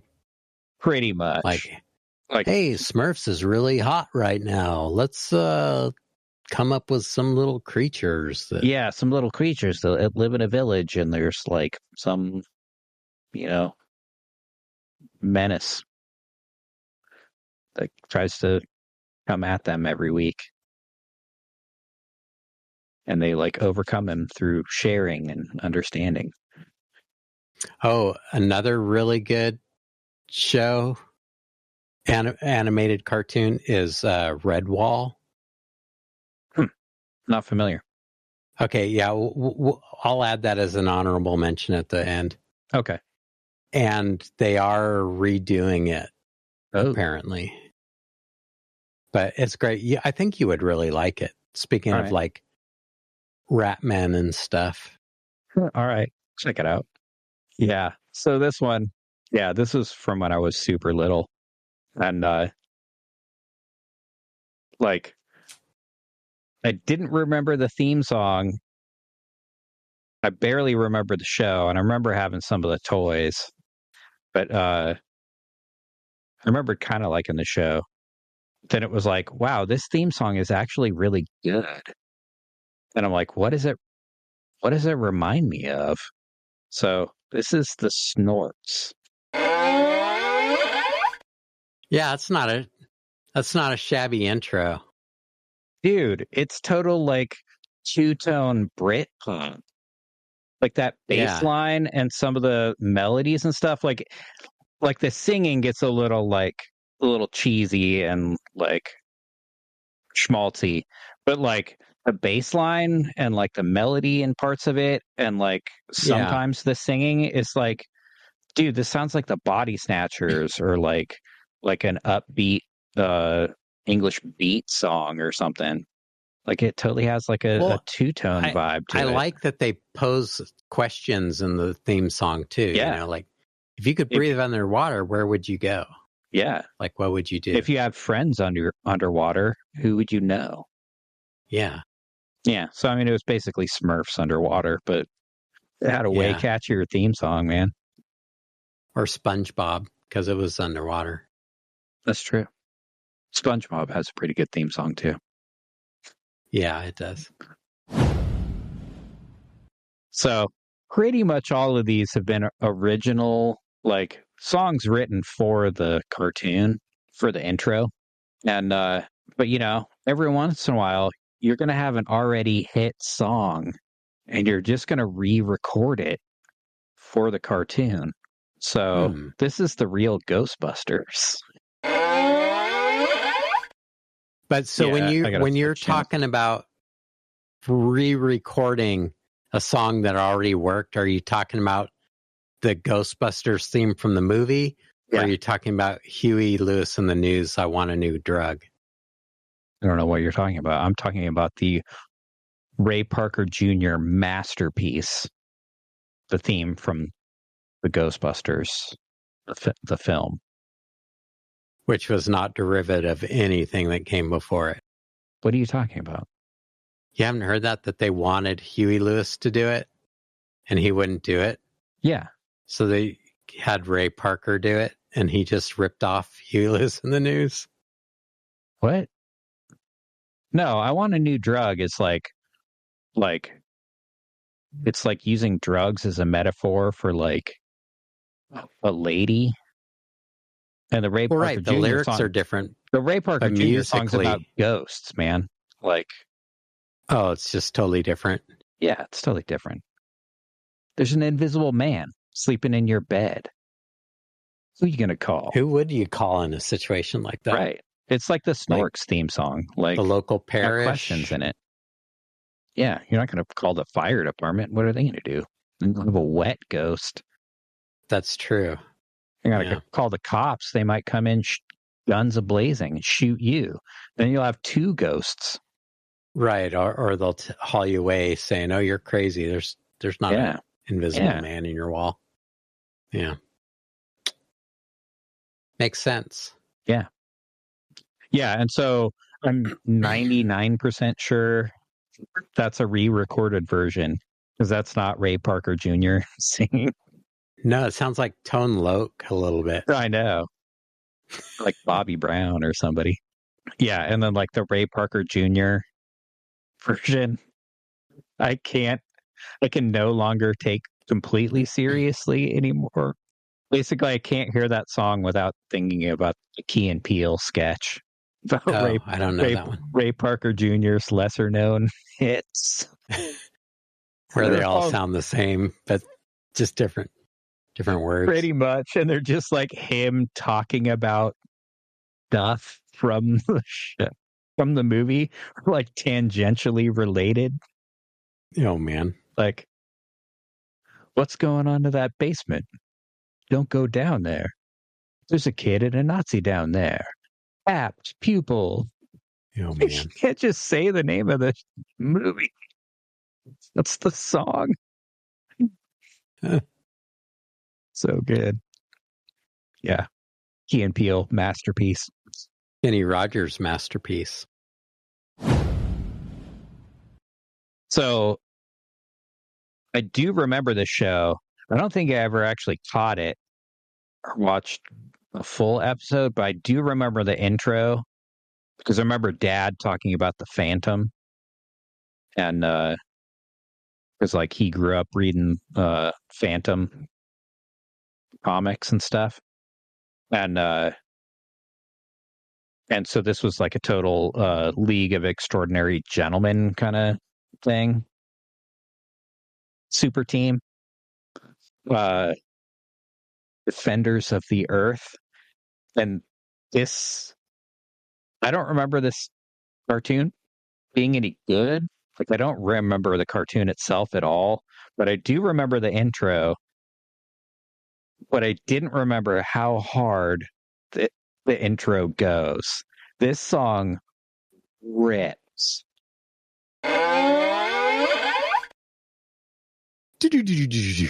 Right? Yeah, that guy's like trying to sound a little like Ronnie James Dio. Totally. And then like the other guy, like doing the spoken thing, is kind of trying to do like a little like Queensryche kind of thing. Yeah. Yeah.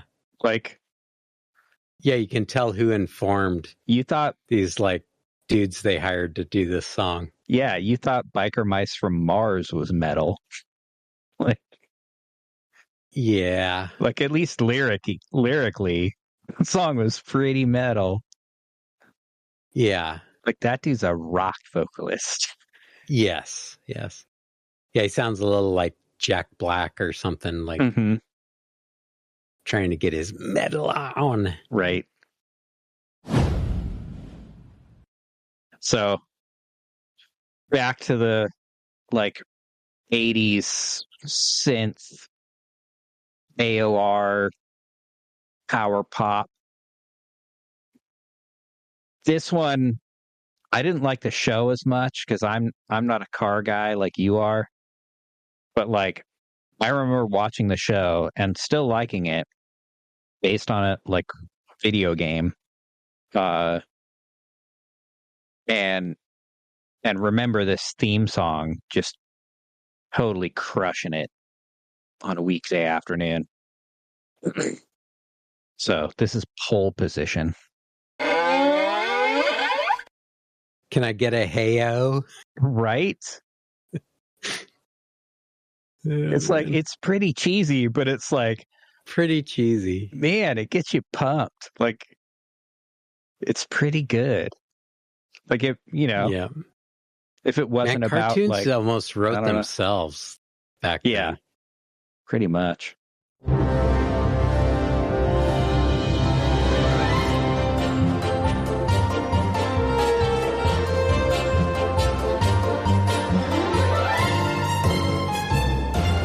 This has got name recognition. Let's see if we can franchise this out a little bit. Yeah. Okay. Oh, it's tap some different markets here. This video game about racing cars is really popular. Maybe a kid's cartoon. Okay. Well, we can't just have it about the cars. There's already been that. What if it was like a teenage boy? A lost legacy, like the parents before them. And like a girl. Yes, where are their parents? We don't know. Like a pet that makes like some sort of little critter that makes screechy noises. Maybe a hamster or a hamster wouldn't fit in a seatbelt, and there's going to be a lot of car footage here. What about like a kinkajou?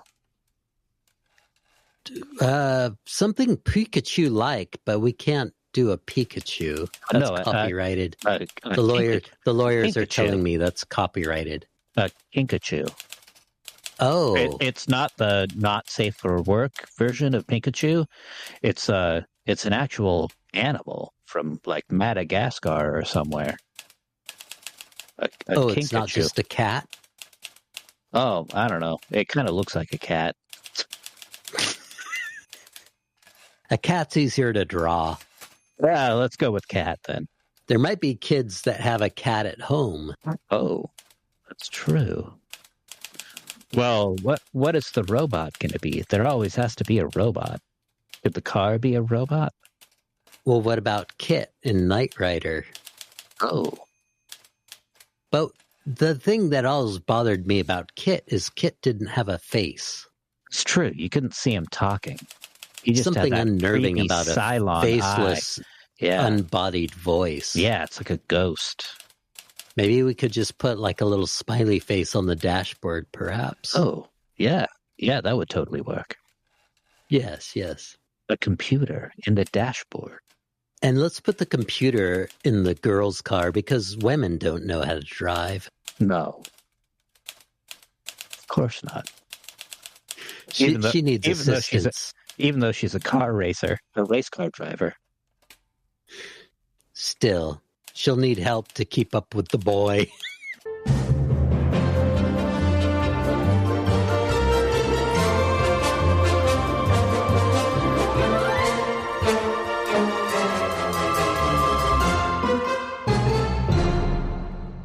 Man.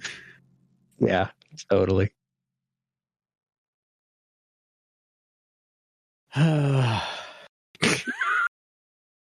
They write themselves. Pole position was a game that always intrigued me. Mm-hmm. I always had this thing I wanted to drive. I wanted a cool car. I had insomnia last night, and I spent like 3 hours up last night just thinking about like what kind of car, if I had a job, what kind of car would I have gotten in high school? Like what would have been a cool car to have? And I played quite a bit of pole position because it was just so cool because the game looked like a race car, had a steering wheel and everything. Right. And like driving games are the only kind of games I'm any good at, like video game wise. Like if it's a shooter game or something, it's like I'm totally worthless. But like if I know where the brake and the gas pedal and the steering wheel is, it's like I can do this. Right. Yeah. See, I'm the opposite. I can't do driving games. I just end up crashing into the wall. I had this trauma thing that I was working through. Mm-hmm. Like, I don't know, I've spent the last 10 years just like trying to work through all the crap from growing up. But I mean, we had a good family and stuff, but there was crap, and crap to work its way into my life because I was a nerdy kid. Right. But I remember I had this memory. I started kind of like thinking about all these memories. I had this memory of going to Disneyland and waiting in line. I loved the Beach Boys, and like I thought Corvettes were super cool. And I remember going to Disneyland when I was a kid, like standing in line, just like so excited, just anticipating, like, oh, I'm going to get to drive one of these cars in Autotopia. Oh, yeah. And they look like Corvettes a little bit. And, oh, man, I'm going to be the fastest kid out there. Mm-hmm. And like, I know I can drive just because it's like I can feel it in me. Uh-huh. And like I'm so excited there won't be a grown up with me. They're gonna buckle me in, and I'm gonna show all these kids like now's my who's chance. The fastest. Yeah. It's like it was like a little Dom Toretto like budding up inside me. And I live my life a quarter mile at a time. Yeah. So anyways, yeah, they buckle me in. I romp on the gas, and it like automatically tops out at like a walking pace. Uh-huh. And like even the kids that aren't stepping on the gas are moving along at pretty much the same pace. Yep. Move along. And then I'm like, oh, you can't steer these things. They're on a track. They're on a rail. I can't steer this. All I can do is floor it. And I'm not gaining on the person in front of me. And there's a little girl right behind me, and it's like, it was like such a huge letdown that I realized like just everything in life is just like a big letdown and a total farce. Mm-hmm. And you just have to you have to go into default skeptical that you're going to be disappointed. Oof. Yeah. So it's like, oh, that's why I'm that way. You know, don't get hyped about anything because it's just going to be a letdown. Uh-huh. You got burned. Yeah. So I have a big 5-page journal entry on the oh wow. my visit to Autotopia. Yeah. Waiting in the line, anticipating, and yeah. Oh man. Okay, so there were a lot of toys that would like change into other stuff, like a car that would change in, or a robot that would change into a car that would change into a helicopter, stuff like that. Another feature, like play feature, was like the Lego kind of stuff. So like Wheeled Warriors, you'd have like a body and a chassis, and they would like clip together, and then like the wheels would clip to the chassis, and then like the weapons and stuff would clip to the body. You had these little sockets and plugs. and so there were a lot of shows like that, and like the Centurions and stuff like that. And so that show's got a pretty cool theme song, but it's mostly voiceover narration. But these toys were pretty similar, like kind of modular,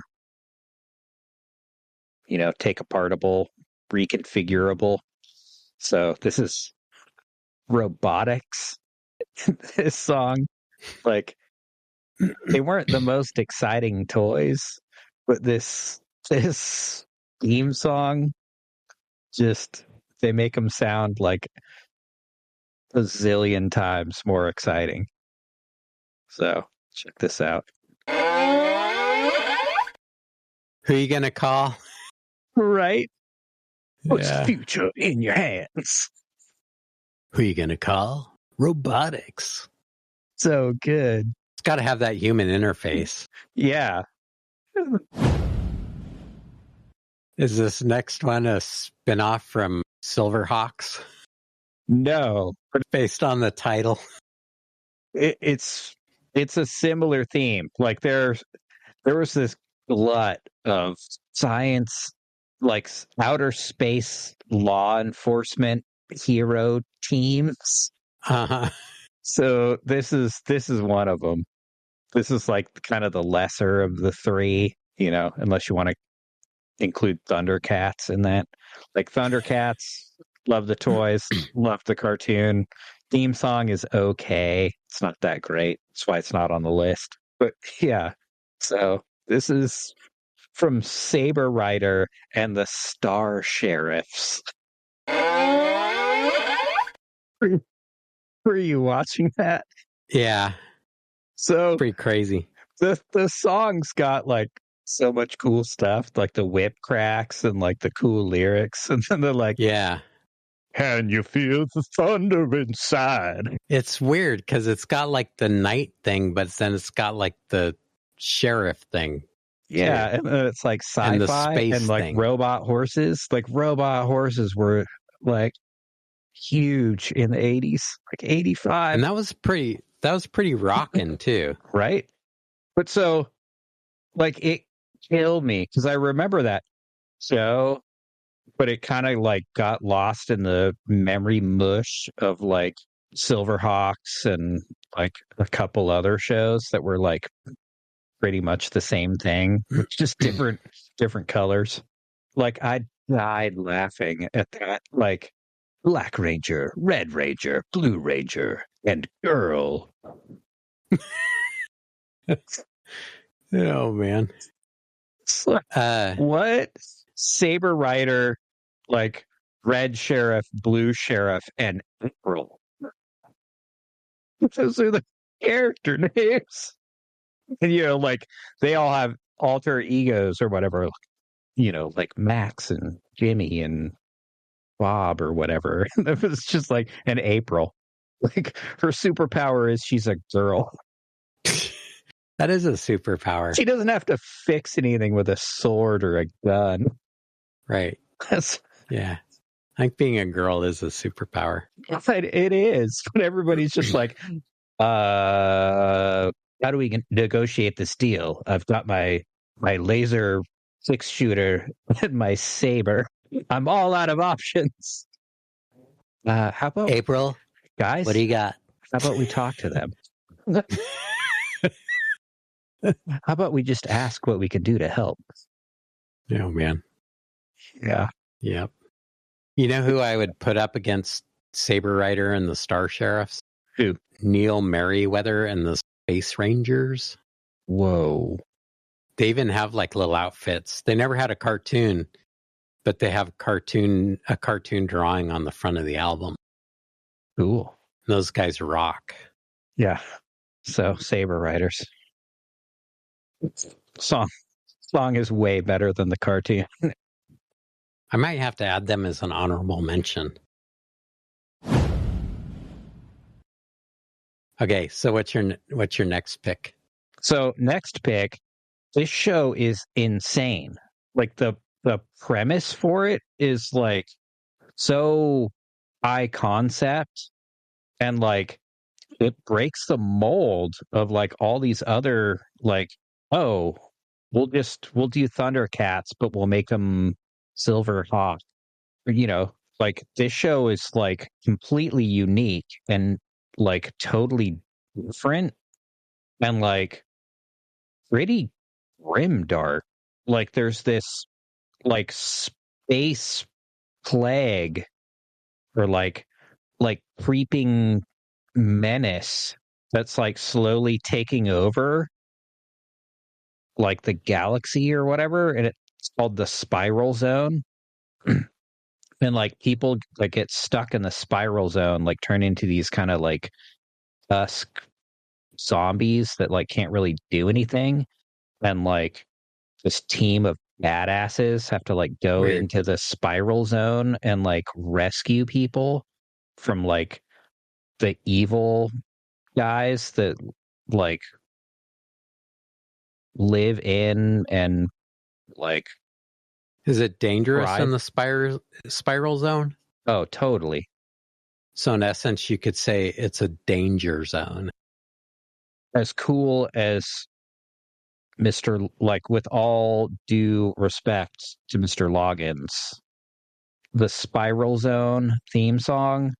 Well, was that in GoBots or something like further up the list where they said danger zone, but then they like changed it just enough? Yeah. I forget which one that was in. Yeah, it was in one of them. Yeah, so with all due respect to Kenny Loggins, Danger Zone is an F-14 and the Spiral Zone is an F-35 Raptor. With all due respect. He had the Caddyshack theme. I'm just thinking how much respect is due that dude.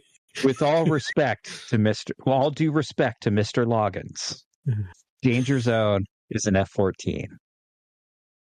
Spiral Zone is an F-35. Here we go. Oh, the show is called Spiral Zone? Yeah. Check this out, dude. It's insane. And like, I remember this.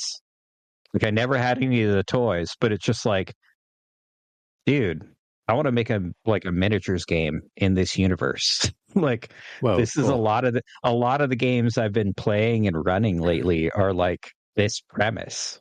Like, man, great vocals on there, right? Yeah. It's most last chance. Last chance. Yeah, so good. Yeah. Oh man, and it's like, it's got like cool vehicles, like Super Soldier Team, like G.I. Joe. It's got it all, man. Okay. It's got it all.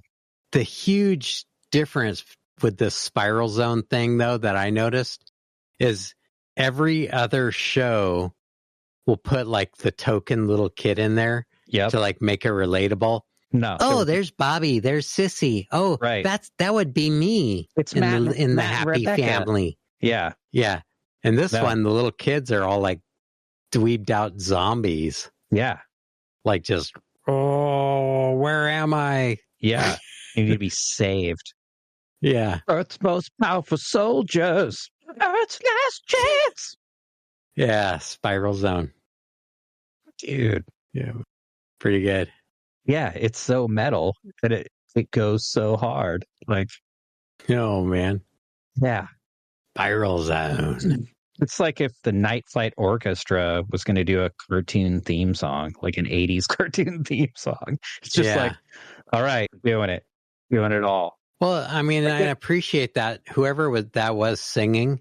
Mm-hmm. It's like they were going for it. You know, totally. It wasn't like, oh, okay, what's this today? You got me to, oh, it's a kid's show? Okay. Yeah, okay. All right. Yeah, well, here we go. Drink a bunch of caffeine. Or Earth's most powerful soldiers. Earth's last chance. Yeah. It's like, no. Yeah, and it's like even on the minor key parts where it's like, darkness is falling. Like, he's totally giving it there, too. Yeah. Pretty good. Yeah, and it's like that show, like Toy Line tanked, show got canceled mid-season. As all the good ones do.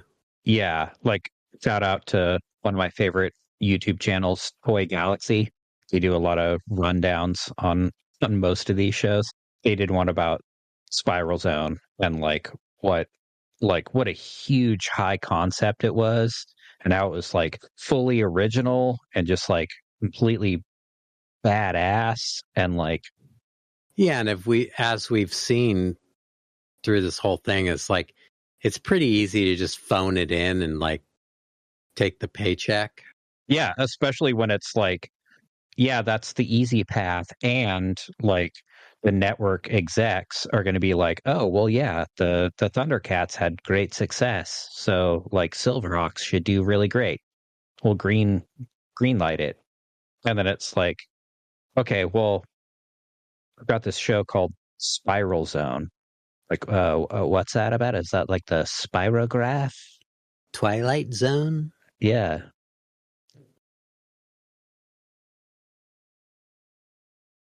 Yeah. Yeah. So like I guess there's a bunch of unwritten scripts and like outlines for like what the story arc was going to continue into. And it was just like crazy high-minded sci-fi next level stuff. And it just got like murdered in its crib. So it was somebody's passion project, kind of like they just. Oh, totally. Yeah. Yeah. Not just some like, hey, let's get some writers together. Okay, here's what we're going for. Let me check real quick. You're going to show up at the guy's place of work, tell him he needs to reboot it. He'll be like, kid, I gave up on that dream a long time ago. But mister, you don't understand. There's millions of fans out there just waiting to see the finale of Spiral Zone. No, kid, that show got canceled. My wife left me. Lost my house. Now I'm here working at the copy center. I don't want to hear about it. No, mister, look. You were featured on the Hear Me Out Bro podcast. What? Hear Me Out Bro podcast? Hear Me Out Bro podcast talked about Spiral Zone? I quit. Let's go. Okay. Let's go to my storage unit. Get out all those old file boxes. We can do this. Okay, I'm not going to read all of the credits for the two writers. Lancelot Link, Secret Chimp, and Ronan Martin Laugh-In really aren't going to be chalk marks in the pro column. But Adam 12, Emergency, $6 Million Man, Battlestar Galactica, Pips, Bionic Woman, Magnum PI. Yeah. $6 Million Man. $6 Million Man always had Pips. Like some interesting premises too. Yeah. Yeah. The two guys worked on a ton of stuff. Ton of cartoons. They both worked on Mask. Ah. Yeah. Exo Squad. a couple others. Maybe they worked on a bunch of stuff and like this was like their pet project or something. They're like, that's what I recall from the Secret Galaxy episode. But it was just like, oh, hey, like, they developed some clout and like, let's swing for the fences. All right. What do we got next? Okay. So they're like robots assemble show a la Voltron. I had completely forgotten about this show. This was one of the ones where I kind of cheated a little bit and was like, I know I'm forgetting stuff. So I did watch a couple playlists of like best 80s cartoon theme songs. And it was like, oh, dude, I'm really glad I ripped this off from somebody else because I totally would have forgotten that. And I remember watching this show and loving it. So this is the Mighty Orbots. Because I was just like gung-ho for anything robot back then. So you might not remember this, but you might when you hear the song. Because it's like, oh, yeah. It doesn't ring a bell. I totally remember this. Yeah. So the Mighty Orbots. Wait, they like all get formed together into like the one robot The Mighty Orbot kind of thing? Yeah. And like that would be an interesting intro, right? On its own. Like, hey, it's a time of aliens and robots. Okay. The guy had a cool mustache. Come on. Yeah. And then the song kicks in. And it goes hard. It just swings for the fences. And it's like, it's about cutesy robots. Yeah, that Holy one's crap. a little weird. You always have to have the comic relief of the overeater, like how Shaggy and Scooby were always hungry. Yeah. Like led by their stomachs. Mm-hmm. Or Donut from Double Decker. Right. From the Double Deckers. Or the dog. I'm sure the dog in Butch Cassidy and the Sundance Kids was like always looking for a bone or something. Yeah, the dog and the drummer were probably always scrounging. Yeah. Yeah, the Silverhawks, they were always looking for a bone too. Oh man. You just want to let it go. All right.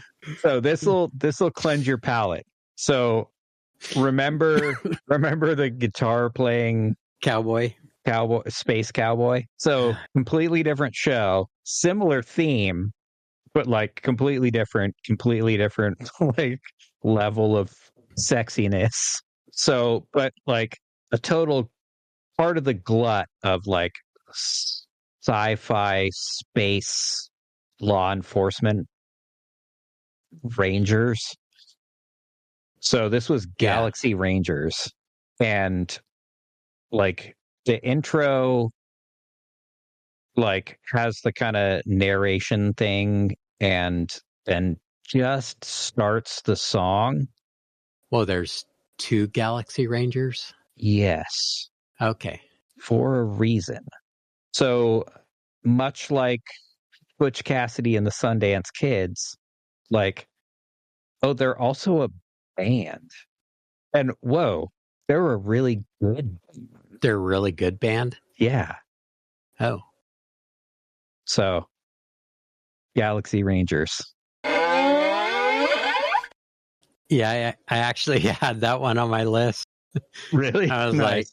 Like, yeah, Clark's going to want that one. Yeah. I'm glad you picked it because I took it off my list. I was like, this is getting too long. I already have 13 songs. It's getting too long. Oh, man. Then I had 20. I think we're going to be at like 40 by the time the show's over. But that's true. Yeah, with all we'll see. The late entries. So honorable mentions and add-ons. So yeah, that has like the the leathery voiced like smoker narrator dude. And and then it's like, whoa, no, that's no glory. That's catchy, man. Like, what if that was a full song? A la the Tut or I bet there is a full song version out there of it. Yeah. So without further ado, Galaxy Rangers, No Guts, No Glory. Yeah, pretty good. Right? Like, it's too good for a cartoon. But then, I love all the little voiceovers and like the weird characters. Like, I don't know.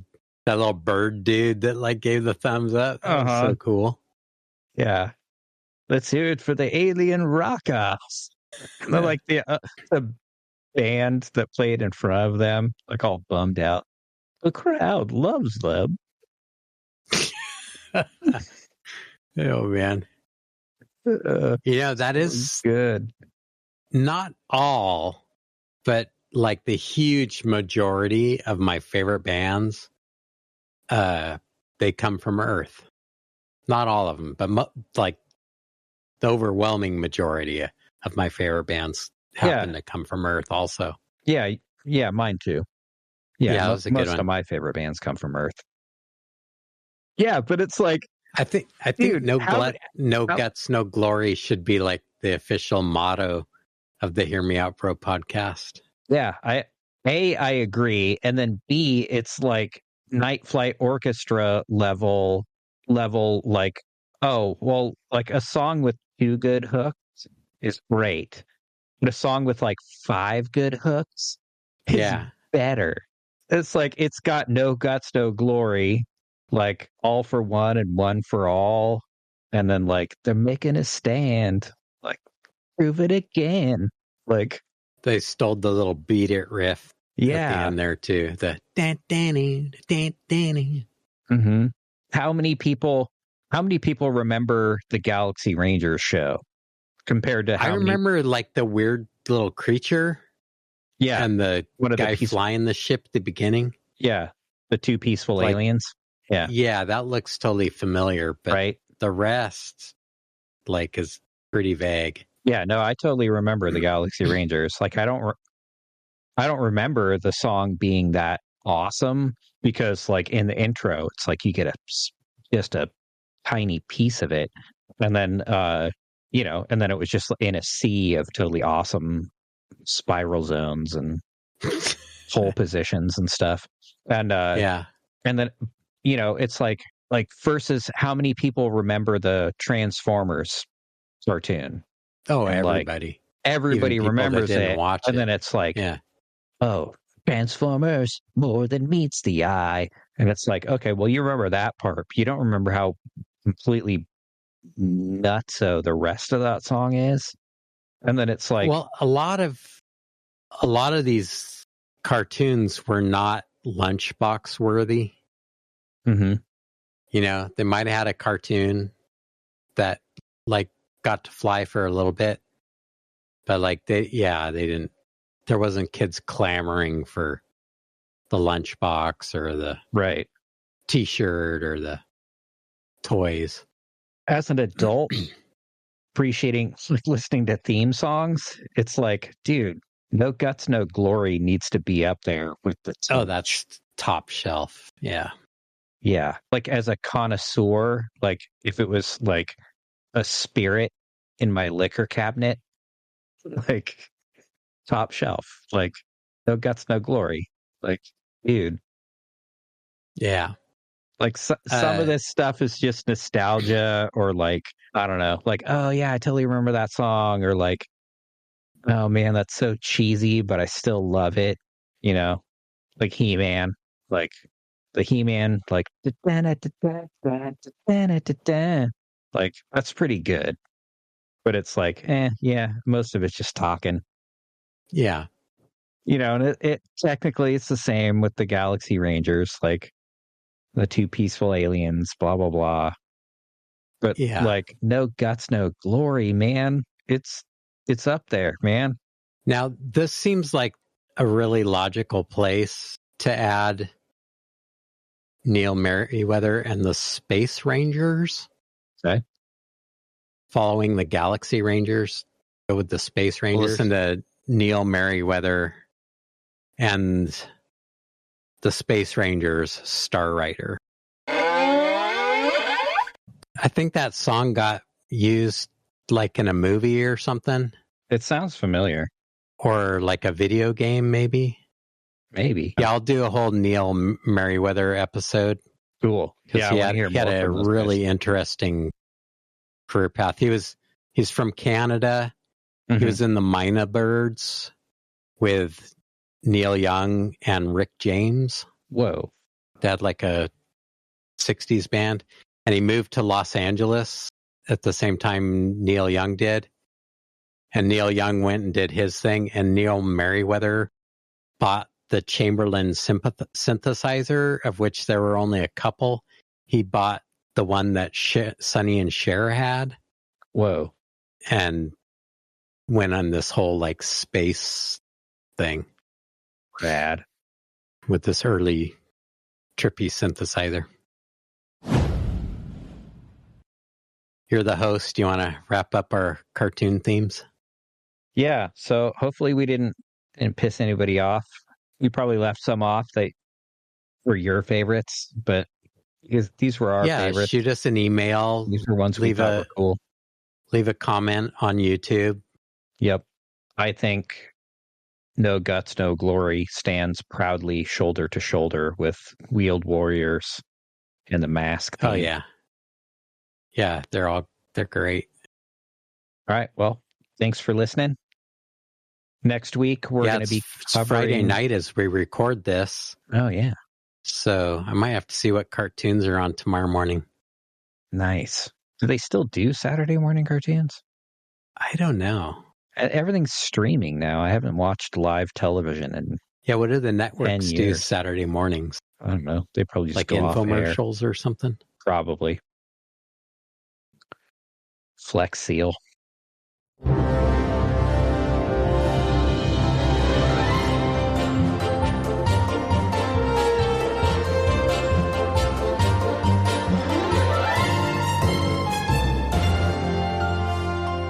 Now there's a show idea.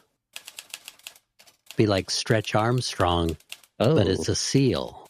Oh, yeah. It's like or Plastic Man and Baby Plas, but they're seals. And we could sell a stretchy seal toy to people. Yeah. Flex Seal. I wonder if anyone's ever thought of that. Call the lawyers.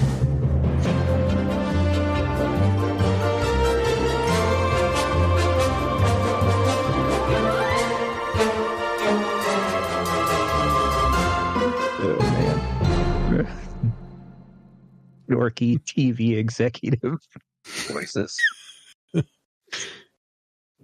Thankfully, none of our listeners are TV executives. Anyway, thanks for listening. Next week, we're going to talk about favorite fictitious TV bands. Movie and TV bands. Oh, movie and TV bands. Okay. Yeah. Cool. And it's TV. It's not just like live action TV shows or cartoons. Because like there's some cartoon bands such as Butch Cassidy and the Sundance Kids. Yeah, and not real bands that are on TV, but bands that were fictitious bands that were created to be played out on the screen. Okay, created. All right. So the Monkees would qualify. Yeah, Monkees are like the archetype of the not real band. Right, but then became real. Like they actually ended up learning how to play their instruments. Right. Even though like all their hit songs weren't recorded by them. Like vocally, they did have Davy Jones singing and yeah. But of that ilk. Okay. All right, everybody. Pour another bowl of cereal, plant yourself in front of the TV, and we'll catch you next week. Or just drink the milk that's left in the bottom of the cereal bowl. Even better. What color is it? It's kind of gray, but there's a little bit of pink. It's kind of a pinky gray. Yeah, pinky gray. With some green flecks. All right. Give us a listen next week. Bye. See ya. Checking out music with my bro. Willing to dig it, yes or no? Here we go.